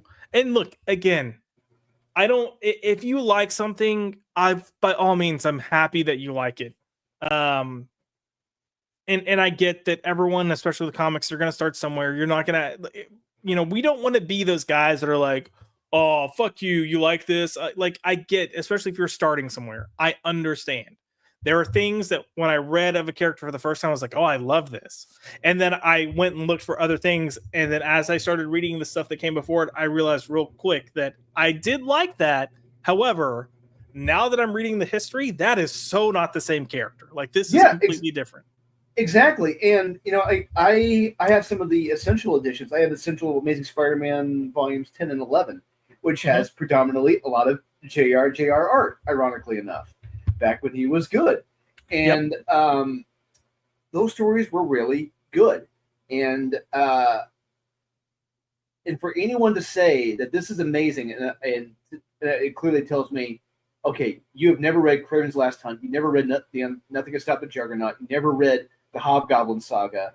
You never read, the introduction of the Kingpin. You never read The Night Gwen Stacy Died. You never read Maximum Carnage. There are some legitimately great Spider-Man stories out there, and it just shows just a lack of knowledge. No, I completely agree. So, again, in general, if you like this, by all means, I want you to like what you like. Clearly, we don't care for this. And if you are someone that if you haven't read much of these characters and you're watching this and you're like, I like this, why are these assholes shitting on it? I would just say go read more. Like, really look up and read the classic stories.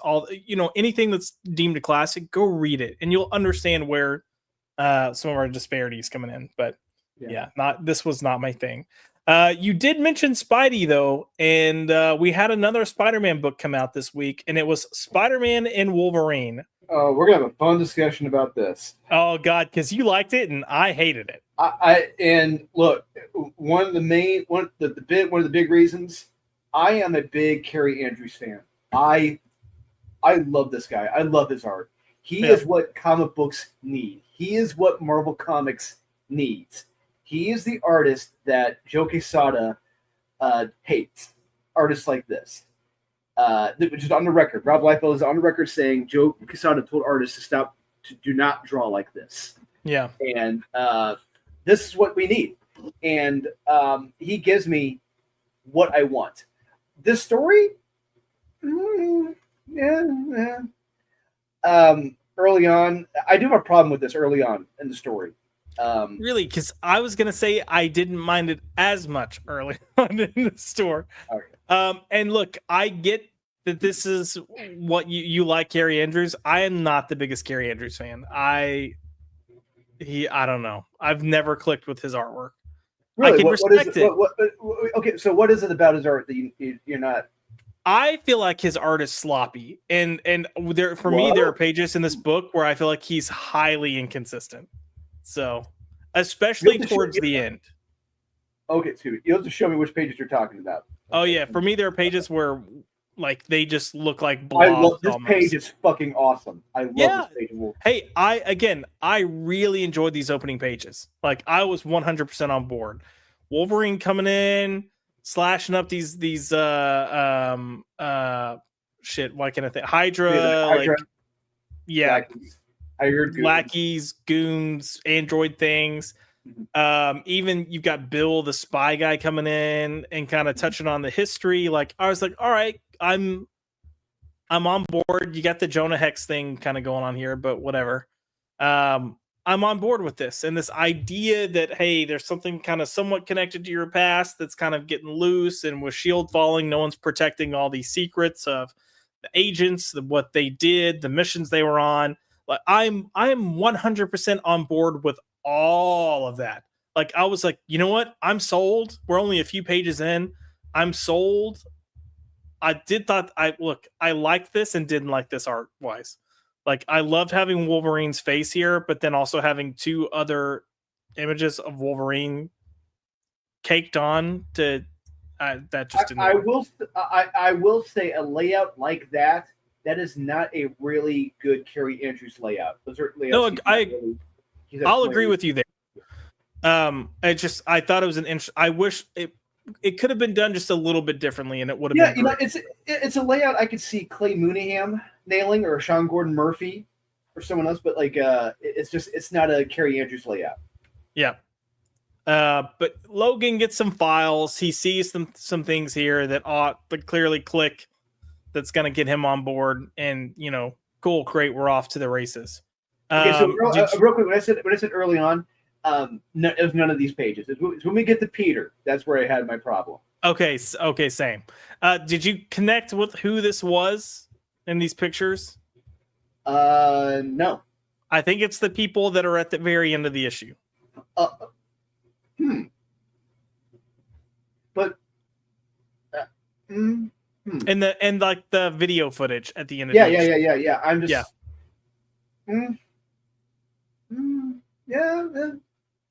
it makes sense it makes sense thematically. Right, because I will say, up to this point, I was like, cool, so how are we getting Spider-Man involved in a way that makes sense?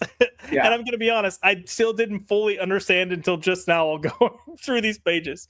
But I love that. Love it. Yeah, this kind of whole, I like this vibe. I'm down with it. I love the way Carrie Andrews draws cities. I think it feels real and lived in. Look, I love my comic book heroes larger than life. Yep. I am someone who goes against photorealism. At a point in my life, 20 years ago, I was like, yeah, everything needs to be photorealistic. But I have gotten so far away with that creatively. I'm like, get away from that shit. Get creative with it. Yeah, and I love.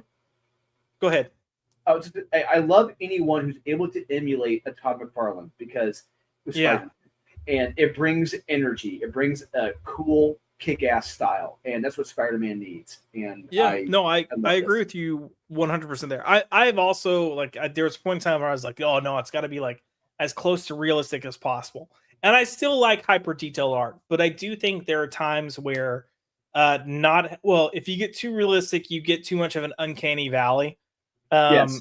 And then when they try to draw emotion, because it looks like it is just so still with no energy, it makes it feel less authentic than when you have more of a cartoony looking art that has more expression. I feel like you tend to feel the emotions in art that's not hyper realistic. So I'm with you 100% in that. But yeah, I was not a fan of this scene. I hated this scene. This reminded me of that entire issue where Spider-Man was on the date. Do you remember that one? And Rhino and who the fuck was it?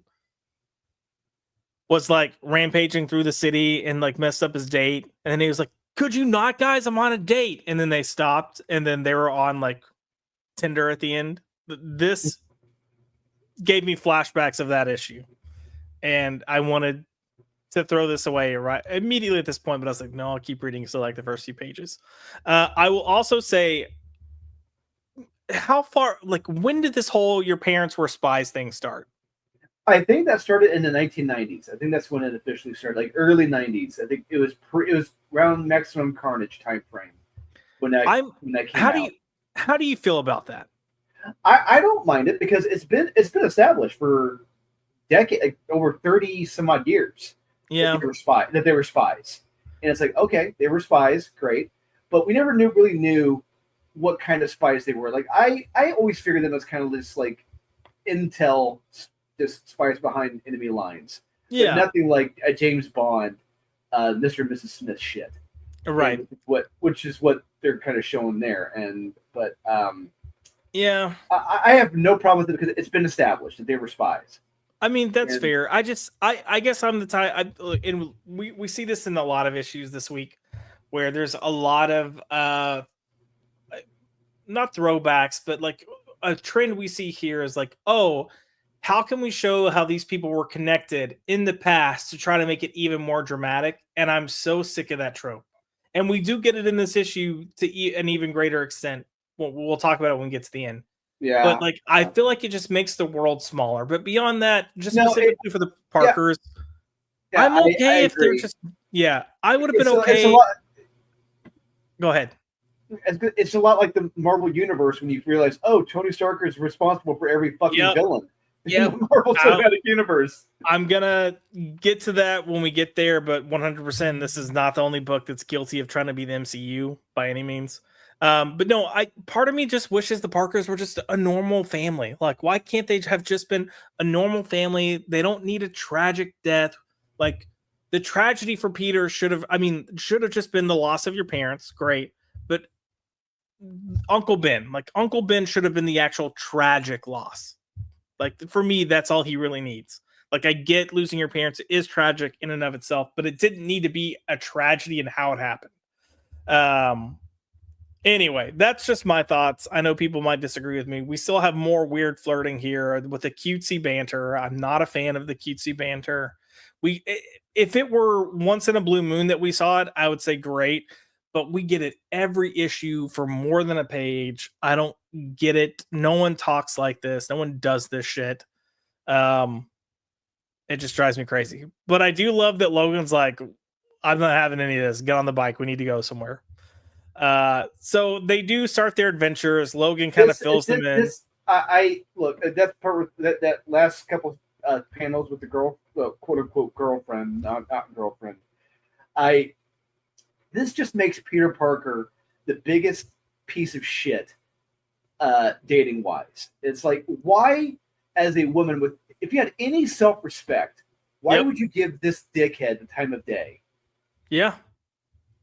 I get it. I will say, I will give Mark Guggenheim wrote this. And if you are wondering, where do I know that name from? He's the guy that ruined Arrow on CW. But there is the point where she's like, she makes the comment, and I think I figured out why your life is such a dumpster fire. One, like, thanks. But he has the thought, it's because I'm secretly a superhero. So he's aware. He's like, I'm not a shit human being. I'm trying to prioritize saving lives. And I can't express that to every girl I go on a date with. I liked that. But then, but at the same time, you should realize, okay, you've realized the problem. Don't go out stop dating people. Yeah. But yeah, you've got the whole where she's saying that he's always leaving her or like bailing on their dates, and he's like, "Come on, what about the time I took you to La Corona or Corona?" And she's like, "Emergency text. Chelsea Piers driving range. Problem with your aunt. That Broadway show, you fell asleep." I get that it's meant to be humorous. I'm just I'm not sick of it. Yeah, I'm sick of it. I am beyond this point. It just, any woman with any self-respect would not give this dickhead the time of day. No. So anyways, they're breaking into the SHIELD helicarrier. There is a funny quippy line where he's like, "Oh, you didn't know that there'd be secret SHIELD files in the SHIELD headquarters?" Like, I was like, all right, I'll take that. Okay, so real quick, if I was ever asked to come write for Marvel, which would never happen, I would be like, well, one, we're bringing back SHIELD. I don't give a shit what you say. Bring back SHIELD. Yeah. It makes sense for it to be there. And I get they got rid of it because Kevin Feige wanted to get rid of it in the MCU to try to make SHIELD TV series irrelevant. It's fine, whatever. But there's no reason you shouldn't have it in the comics universe. Absolutely. And I did not like this "you're a dork" line. Like when he's like, "So why bring you?" That. Yeah, no. It'd probably be you're an expletive dork, or like yeah. I mean, just something. But yeah, so they find out quickly they're not alone. Omega Red is here, Kraven is here, and I'm like, all right, I'm down. Yeah, no, I'm down. I like Omega Red. I love Omega Red. I like Kraven. Like, I'm here for it. Great. But then this is also where it starts getting like too self-aware and too meta. Like, you got Superman being one. I hate all the parentheses with his like aside comments. So like the gee, that's the nicest thing you've ever said to me. Not that I've got a lot to compare it to. Like, I hate that shit, first of all. But then you get this whole like super meta, we're self-aware, and he's like, "Hey, here's an idea. How about I take your guy and you take mine? Just, keep things spicy." I don't need it. Like, you could just have them fight without giving that dialogue. So that's another thing that I dislike. But they start fighting. I think it's fun action for the most part. Yeah, The quips, it is. there's plenty of quips in there. But it also, takes itself somewhat seriously. Like you do have Omega right here saying, your friend killed me and left me for dead. Um, and then Spidey's like, would it help if I told you he doesn't think of us as friends? Like, see, I think that's a good Spider-Man quip. Like, that's something I can see him saying because it's like, yeah, I wouldn't be behind the killing. So yeah, you got some action, but I think this is where, for me, the art starts getting somewhat sloppy, in my opinion. Like, what is this going on with Logan here? It's a big explosion. Like, that is the biggest, like, black cat, check out my booty pose, and I'm going to arch my back for you. Well, he did that in the first panel with Logan, the very first page. Oh. It's, okay, that looks different than Hold Please. I mean, this actually looks badass. Okay, because we're seeing it from another angle. We're seeing it from Right. the front, not from the rear. But he's given us the girl butt shot with the dainty claws, and it's like, oh, hey, I don't know. I didn't. Okay. It wasn't for me. Okay. I do like the perspective of how they did this. Yeah. Spidey getting choked out, his whip. I like. See, this is the stuff that I do like about Gary Andrews. The whole thwip thing. That's not something your standard artist is going to think of doing. So no, and what's great about Carrie Anderson, he gives us those unique angles, those perspectives, like that drawing Peter, this is the one angle, the one body picture stand I was looking at the whole time, because that is so fucking hard to draw and to get right. Drawing someone at that angle, and I got to give him all the credit in the world, and as a great angle for Peter right there. Yeah, I agree. I think this page is a fantastic page. Yeah, it's a banger.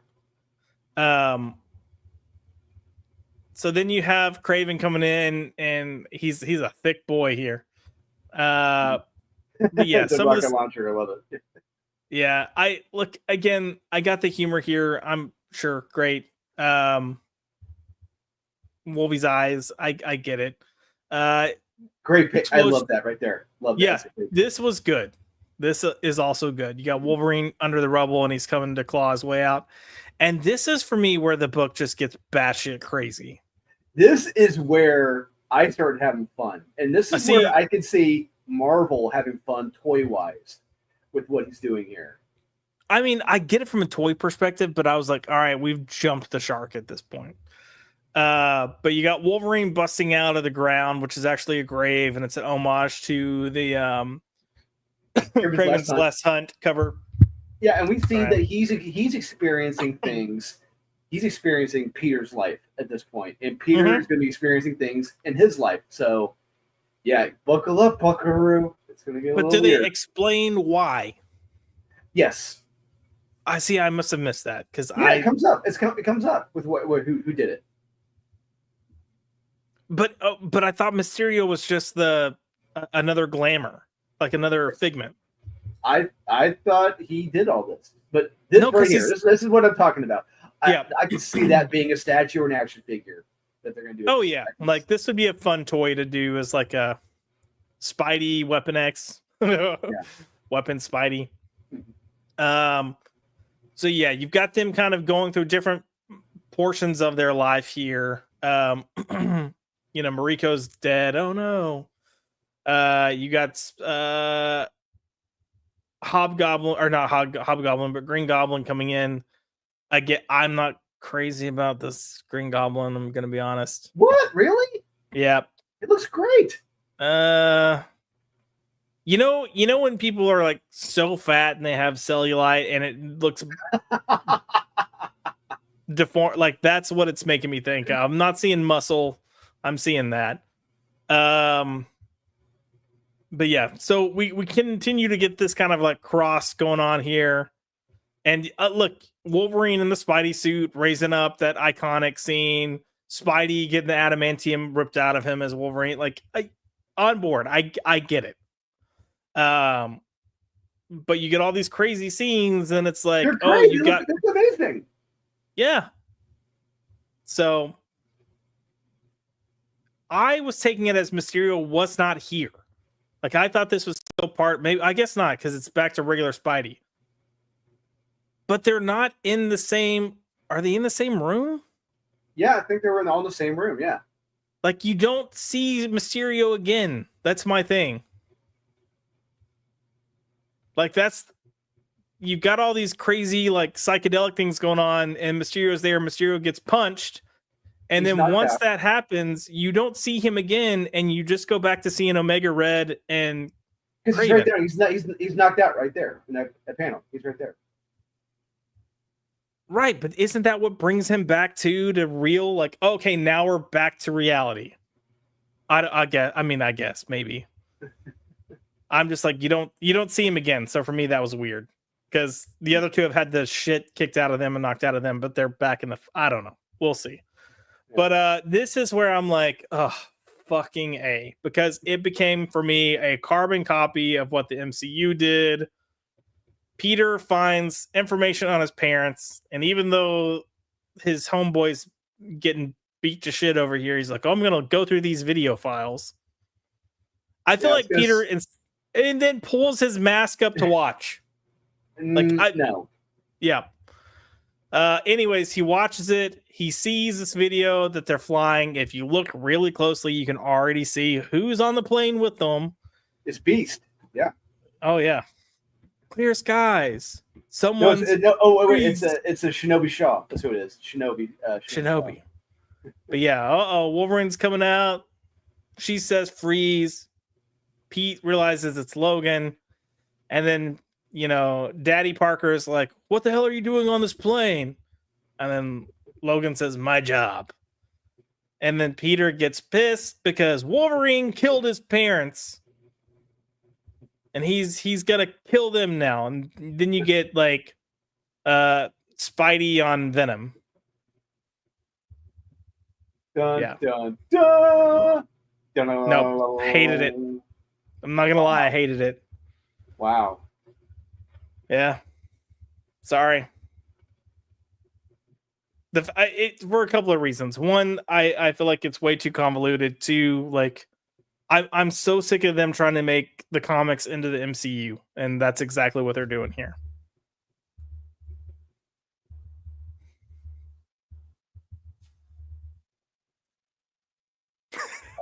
I like the art. I mean, Look, I understand. I completely understand what you're saying. They have made the universe that much smaller, and and it really is. It really felt like I was reading a version of Civil War, the movie version from the movie, with this, and I understand it's not the best story. It does make things smaller, but at the same time, I had a great time with the visuals in this, and I love the art in this. Carrie Andrews' art in this is fucking amazing. I understand what people like him, and I openly admit he's not my favorite. Now, is he as bad as fucking Twinkle Toes? Shoot, what's his name? That did the gay Robin? Megan Fitzmartin? No, the artist. Riley Rossmo. Yes. Like Riley Rossmo, I hate Riley Rossmo's art. I look at it, I'm like, I don't understand why people like this art. I don't. I genuinely don't. Yeah. I can look at Carrie Andrews' art and go, I get it. I get why people like it. There are certain things that I really, really like that he does, but then I don't like these blobby figures. Like sometimes I feel like he needs to just rein it in a little. Like that thigh, like what? That's a freaking water balloon waiting to pop. Like what's going on? I love it. That's a style. I completely dig it. Yep. It's just not my thing. Okay, it's like, it for me. Look, I love 90s comics. I love that art style. I love that bigger, bolder, and explosive stuff. And that it's a reflection of that. And I'm having fun with that. I get that, but at least the 90s stuff, like you still had anatomy that looked like anatomy. Like, you know what I'm saying? Like they're true, but this is his style. No, I'm just saying why I don't like it, and I get that people do, and I'm fine with that. Just for me, that's why I don't like it. I'm just like, I'm all for bigger. I'm all for doing things a little crazy, but I think there's sometimes for me when you go a little too far, and I think sometimes he goes a little too far. But yeah, my favorite page in this entire thing was that one with Spidey and Omega Red. Like that fight, I thought was excellent. I mean, certain things too. I love that. I love that crazy scene of the Spider-Man experiencing all the Wolverine moments. Those are creative and cool. Spidey on the X. Yeah, this stuff I think is fun. Like I think this is fun. And you know what? Unlike what Dan Slott did with his Superman book, they they essentially do this flashback of everything, like I said, in one page. Yeah. Instead of 12 pages, 13 pages, whatever, how many pages they spent on that in his book. That was funny. You have Wolverine experiencing the Spider-Man themes of life. He's on the bridge. I love that. Oh, man. If there is not a toy of Weapon Spider-Man or whatever, that is the biggest missed opportunity right there. Yeah, no, I agree. I would actually probably buy that toy because I think it's fun. But yeah, for me, this page was fantastic for sure. Like this is, I think, great art, great storytelling. Love it. And then I like this page here. He does a lot of just really cool stuff right here with Omega and Spidey. So yes, great angles. Love it. Great angles indeed. So I think we're kind of torn on that one a little bit in between. So would you say drop the floppy in the bag? Oh yeah, I'm dropping it in the bag. Yeah, I think I'd be like, yeah, I guess I'm gonna keep checking it out. So I guess that kind of falls into I'll get it. So we'll give it a nice little go. Genuine ostrich. 3 payments. Oh. I will give it credit too for at least there's a lot of action. Yes. And that is very much against the grain with modern comics these days. So let's look at the comments real quick to see what the peeps have to say. All I saw is you guys are gay. And I was like, well, so this is going back to the Amazing Spider-Man.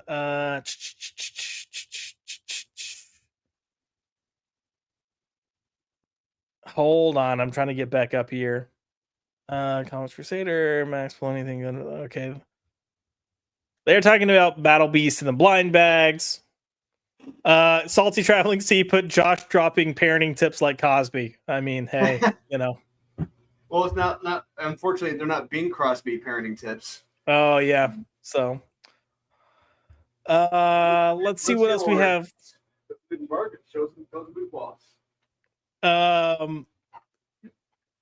Salty put it's Josh so used to not getting super chats he doesn't bother to see if I did see that you had the $2 earlier, but we were mid conversation. I was like, I'll get to that after we finish this thought, and then I forgot. Oh crap! Now I can't get my StreamYard to work.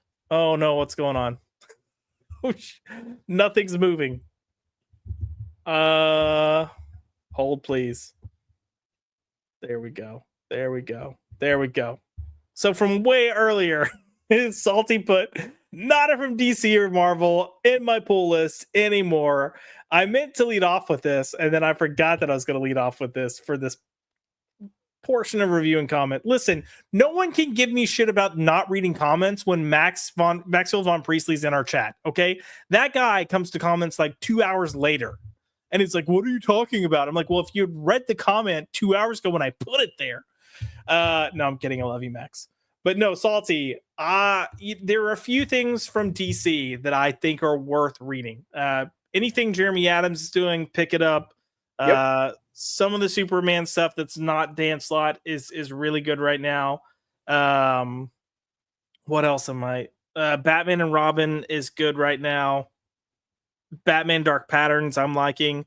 So there's some good stuff there. DC slowly kind of coming back to the normal storytelling. So Marvel, yeah. Yeah, I mean, like there are a few people that are consistently delivering, but then there are also, the fart spectaculars and Fire and Ice and the other like, what the fuck are we doing here? Books. Um. So yeah, but anything? Can you think of anything from Marvel, Drew? That's like, oh, you should be reading this. That someone should be reading. Yeah. Jeez. I was going to say Weapon X-Men, but this week's issue was not that good, and it's been canceled, so I can't suggest Yeah. that. Yeah. No. Maybe this I would just recommend people check out Spider-Man and Wolverine right now. But besides that, I mean, I'm not a Ryan North sycophant. I think he's got a style. It belongs in young adults. He belongs with writing for 8 to 12-year-old girls, and not for grown men, because his whatever he's doing with the Fantastic Four and Doom, it sucks, and it is not. There are no stakes at all with his storytelling, and he just needs to leave. Yep, I'll agree with you there. Yeah, and I mean, outside of this, I mean, there really is nothing from Marvel I can really recommend. Real quick to give Salty his dues for the super chat for $2. Quick little video. What are you doing here?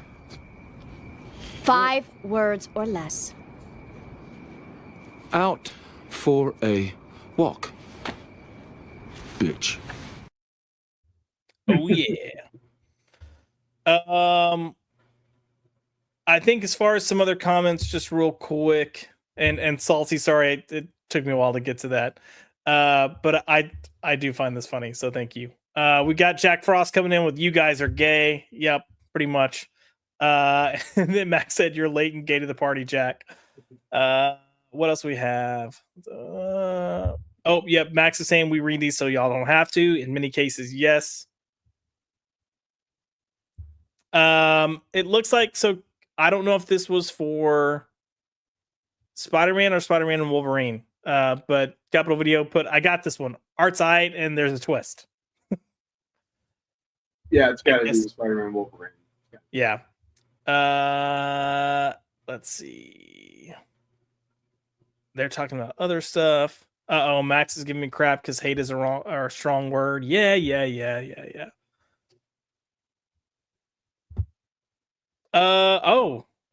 They're making an Ultimate Hawkeye #1 with Camp. Oh God. So we got Jolly 12 in the house. Hello, Jolly. It's nice to see you. Thanks for tuning in. But did you guys see they're making an Ultimate Hawkeye #1 with Camp Riding? No, so but hey, I take that as, hey, if you love terrorism, this is the comic for you. I mean, one, Dennis Camp Riding is already not a good thing. And then you have Ultimate Hawkeye, which is the two-spirit, non-binary, cool costume, but everything else not great. So Marvel solicitations out today. Yeah, nope. I barely had enough time to read what I read and jump on the stream, so I have not looked at those yet. And Max came in with New Boot Goofin'. New Boot Goofin' with the Diamondback Snake Skins. New Boot Goofin'. Okay. Real song, by the way. I know. So, Drew, I know you read a couple of other Marvel things. Is there anything you want to touch on real quick? Real quick. So, 2 things I want to touch on real quick. The Thing, #1, I thought that sucked ass. Yep. Honestly, I'm with you. Disappointed me too because it's Tony Fleecs. Yeah, he's a solid writer. Yeah. And this was just, I thought it was incredibly boring. Yep. And he committed an egregious sin, much like what happened in the previous book this week, where he completely bypassed a kick-ass fight scene. It's like, you know what I'm going to say? It's, and yep. It's like, no, you don't do that. Yep, right here. Yeah. Well, and once again, you got, I don't know what this monster is, but it's the same monster that they had in Multiverse of Madness at the very beginning. Sure. Yeah. No, it is. It's the same. Okay. It's the, whoever that creature is, that's same eyes, same teeth, tentacles, everything. I'm sick of the MCU coming into the comics. But yeah, you got it right here. He's jumping in. And then nope, no fight. We're finished with the fight. Isn't that funny? No, I hate that shit. I want to see that action. What I really hate about this too is I think Tony Fleeks would actually be a really good writer for Ben. Because he manages to kind of I don't know. It almost feels like they're going purposely too lighthearted with this. Yeah, I don't like that. We've everything at Marvel has been so day in the life, so low stakes, low key that no, we need to get back to the larger than life stories. We need to get back to the big bombastic storytelling. Quit this shit. Get back to making the stories exciting. Also, not a fan of the art. No, art sucked. Yeah, and look, Tony's another guy. He's got his indie artists he works with, and I respect that. But some of these guys, they're not ready for prime time. I'm sorry, they're not. Nope. I mean, there's just so much here that it's not that it's. We've come from a point where Marvel and DC were the creme de la creme. They were like the best of the best. You had to meet standards. Yeah, those are gone. Those standards are gone, and it just shows you that anyone who's a somewhat competent artist can draw the thing now, which is yeah. There's nothing that feels high end here about this art, and I feel like if you are, and Marvel has had shitty art for a good while now, but I'm a firm believer if you're doing something for the big two, you need to look super polished and ready, and this is not polished and ready. So. And I would say Trish is polished and ready, but Trish has also admitted she doesn't draw people well. So, it's like, oh, okay, well, Trish being Trish Forrester, who's the artist for Pharaoh. So, yep. And hey, draw to your strengths. Yep. But no, I'll agree that I was look, I went into this thinking, oh, I don't have any hopes for this. And then I saw Tony was writing and I was like, oh shit, this could actually be really good. And then, sadly it wasn't. I will touch on. I read Vision and Scarlet Witch, which is, I got 5 pages in, and I'm like, I'm checked out. I'm done. It is okay. First of all, this is the 4th Scarlet book launch in 2 years, 3 years. That sounds about right. You had Scarlet Witch, and then it got canceled, and then they immediately brought out Scarlet Witch and Quicksilver, and then it got canceled, and then they relaunched Scarlet Witch. And then it got canceled, and now they're doing the Vision and Scarlet. And it's all been Steve Orlando the entire time. So it's annoying. But this is another one where they're trying so hard to make it MCU in the grand scheme of things, because you got Scarlet Witch with Darcy. So if you watched WandaVision, Darcy joins the fray in WandaVision with them. So now we clearly have to have her with Scarlet Witch here. You've got this death door, which conceptually could be interesting. You have whatever the fuck this, I don't know if she's fat, pregnant deity thing is. But Wanda's talking to her until she bails because people are like, oh, hey, we need some help down here. Got this crazy demonic biker gang wanting to go through the death door, and a fight ensues. So they're going ham, and then Vision shows up because, of course, he's going to show up. And then once he does, we get a bunch of lovey-dovey talk. I guess we get a little action, but we get them eventually discussing their relationship. And a lot of talking. And eventually Vision leaves. And I will say this was a brutal scene. And when I read it, I was like, oh shit. But this guy just stabs the other dude in the back of the head, just chonk right there. Like, that's pretty fucking brutal. But unfortunately, everything else in this is god awful. Mm-hmm. But yeah, the end is what makes this very MCU like. So you have this Grim Reaper guy. I don't know, but Wonder Man's brother. Yep. He eventually stabs Vision like Corvus Glaive in the MCU, and Vision's like, I couldn't phase. And Yep. Oh, then he gets ripped in half. Oh no, Vision's dead. But guess what? Wanda brings him back. And what does he look like? Yep, White Vision. And now he's like, what the hell did you do to me? So again, for me, it's just like these writers have approached these books at Marvel to go, hey, what can we do to try to make this as close to the MCU as possible during a time when you should be doing anything but saying, how can we make this as close to the MCU as possible? Yeah. So, not good. If you haven't been reading Orlando's Scarlet Witch stuff, good for you. There's really not a reason to. So, anything else that you wanted to touch on from this week? Last thing is that very last book there at the top left, Crimson Justice. I gave that a read by Frank Thierry. Oh, okay. I thought it was all right. I thought it was perfectly fine. It's kind of Frank Thierry telling like his version of like whatever happened to Crimson Justice. It's like his Dark Knight Returns, if you will. Oh, nice character. Yeah, and introduced to all these characters, this universe, this city. Yeah, it's fine. It's perfectly fine. And I'll be coming back to check out the second issue. Yeah, he's worked with Inaki Miranda for a while now. They got teamed up on Catwoman at the end of the New 52, and I think they decided they worked pretty well together. I don't think Inaki's the best artist, but Inaki is consistently he does a solid job here. He does a really good job here in this issue. So I will give him credit. I will say there are times closer when you get to like the end of the arc, you can tell that he's rushing to finish things, and you see art falter, which I get it. Like these guys are on insane schedules with art. Yeah, no, this looks good. Actually, I think this might be some of the better work I've seen him do. But I really like Frank Thierry as a person. I think as a writer, he's solid. He can definitely be hit or miss. There's stuff that I've read of his that I've loved, and there's stuff I've read of his that I hate. But I love Frank Thierry as a person. I've gotten to meet him multiple times. He doesn't give a fuck who you are, what you think, what you do. He is gonna just unapologetically be himself. He's got that New York mentality. He does oh not my give a gosh. fuck. Yeah. And God,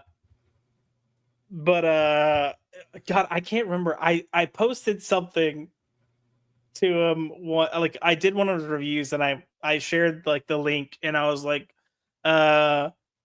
"Great job, Frank. I was really proud of you." And then he responded back like, "Yeah, your mom was proud of me last night too." And I was like, bro, that was like, but I had been in a conversation with him at a Comic-Con where we kind of like joked. And I will say this, as off the wall as Jimmy Palmiotti can be with some of his thoughts, he's a normal person to have a conversation with, even if he did, like, if you disagree, like he can say and think whatever he wants, and if you throw something else, he'll be like, yeah, no, I can see that. But these two guys are like best friends, Jimmy and Frank, and they are so vastly different at the same time. But it reminds me of just like the old school days of like, even if you think differently and have different opinions, we can find plenty that we agree on. And that's good. Like, that's what matters. And both of these guys represent like old school comics. They were kind of that last kind of coming in of the old school comics ways that made comics great in the 70s, 80s, and early 90s. We need more guys like them. That's all I'm gonna say. Yeah. But I didn't read this, so I'm gonna have to check it out. It honestly looks really good, and like this scene looks brutal. So definitely want to check it out. But yeah. So if you didn't go read whatever happened to Crimson Justice, go pick it up. I clearly need to pick it up. And I think that's pretty much everything. Hulk, Doctor Strange. Do you want to talk about the biggest waste of money this week? I was reading it, and I'm like, wait, that's it? Yep. That's it? Yeah. J. Michael Straczynski got paid to write this. I hadn't gotten to Weapon X-Men yet because, like you mentioned, it's canceled. You read it, said it wasn't great. I feel like there's something. Oh, I think Ghost Machine. I think Hyde Street comes out next week. No, I feel like something came out this week though. I don't think so. Redcoat. No, I don't think it did. Yeah, Redcoat number 12 came out this week. It did? Yeah, I didn't get a chance to read it, but it came out this week. Oh, so. my store didn't have it. Oh, I figured it didn't come out. Okay. I'm wondering well, no, it's Image, so it shouldn't have had any delays. Anyways, that's the other thing that I need to read, but I'm 99% positive I'm going to enjoy. I don't think I've not enjoyed an issue of Redcoat. So some of them better than others. No, I'll agree with you. On the most part, none of them bad. Yes. Redcoat and Batman and Robin are the two that I feel confident that I would enjoy that I didn't read this week because I was trying to check out these number ones. And honestly, I should have just probably read Redcoat or Batman and Robin. But we're going to go ahead and start wrapping things up. So Drewski, is there anything you want to share? Final words?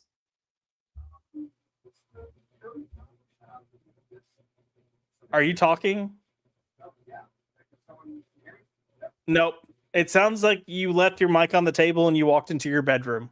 Oh, no, I'm right here. Oh. No, I hear you now. That's good. Oh, okay.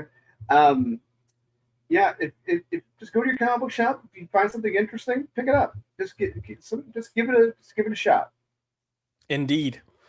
Yeah, I will just say next week, keep in mind we're going to be in Dallas. There will be a Tuesday show. It's going to be graphic content, so it won't be live. It'll be pre-recorded, but it will be a review. So stay tuned for that because I'm going to start reviewing different trades and or graphic novels, and we'll make that into a series.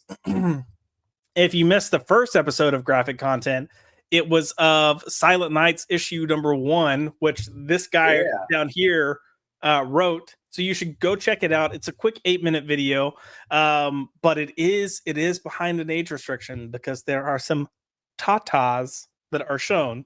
Art tatas, not real tatas. Please don't get me kicked off YouTube. But yeah, go check it out, and that'll give you an idea of what to expect because we're going to take that same concept and format and do it for trades. And I'm kicking things off with Transformers, Daniel Warren Johnson's first arc. So that'll be what we cover for that first graphic content or the first full graphic content episode. And speaking of Transformers, next week I believe that the first big compendium collection comes out. Oh, hell yeah! Run. So if we're going to a comic book shop down there in Dallas, I'm going to see if they got a copy of that. Heck yeah! Well, we plan on doing this stream Wednesday night. So we're gonna try our best to read as many comics as possible on Wednesday, and we might or might not. We're gonna see how things go. But we're going to try to shoot for doing Floppy Drop on Wednesday night, the day comics come out, because Thursday, we've got everyone else arriving. So we'll be going to the airport, picking some folks up, doing that sort of thing. And then the rest of the weekend will be, I almost said Comic-Con, but Fan Expo in Dallas. And then stay tuned. I will be dropping some content. Some will be on the community tab. I'm going to try to talk to a few creators and get some quick little just conversations up on the member side of things, so you can join the channel for as low as 99 cents a month and then get some exclusive content there. So good stuff. And maybe we might show some exclusive content of what's at the table with Drewski. I mean, who knows?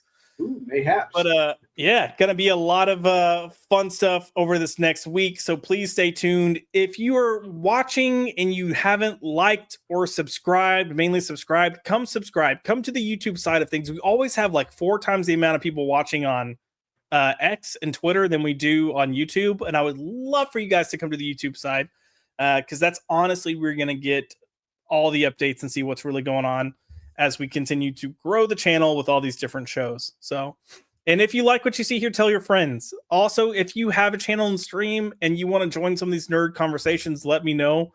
We do a book club every month.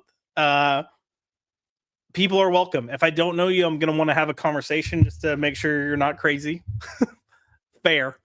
But yeah, we'd love to get more people on here. Maybe give Drewski some rest time every now and then. But he's kind of my staple for certain shows. But maybe at least I enjoy it. You know, I know you do. I know you do.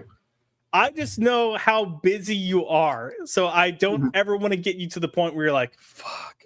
I'm tired. So especially with the book club weeks, if it's something that Drew's like, I really don't want to be on this panel, he doesn't have to feel guilty about being like, nope, I'm out. So yeah. Anyways, thank you guys for being here. I really appreciate it. Salty, as always, thank you for giving me shit and making sure I know how to. Oh, we got Roman coming in. Roman would have just wrapped his stream if he's popping up here. So Roman has a stream on Thursday nights as well.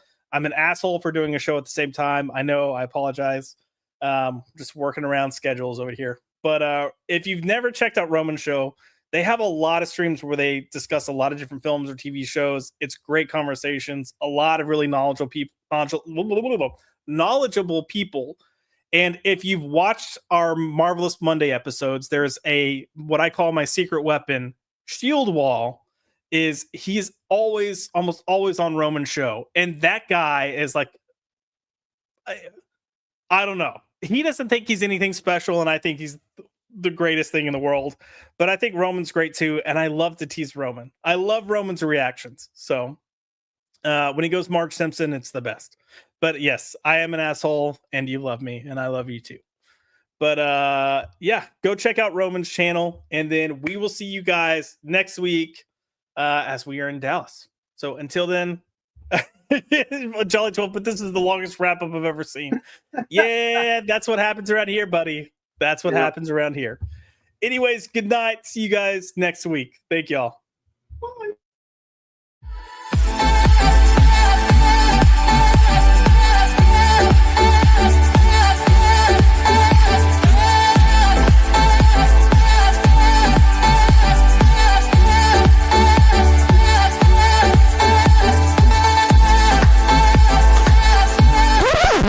Get the fuck out!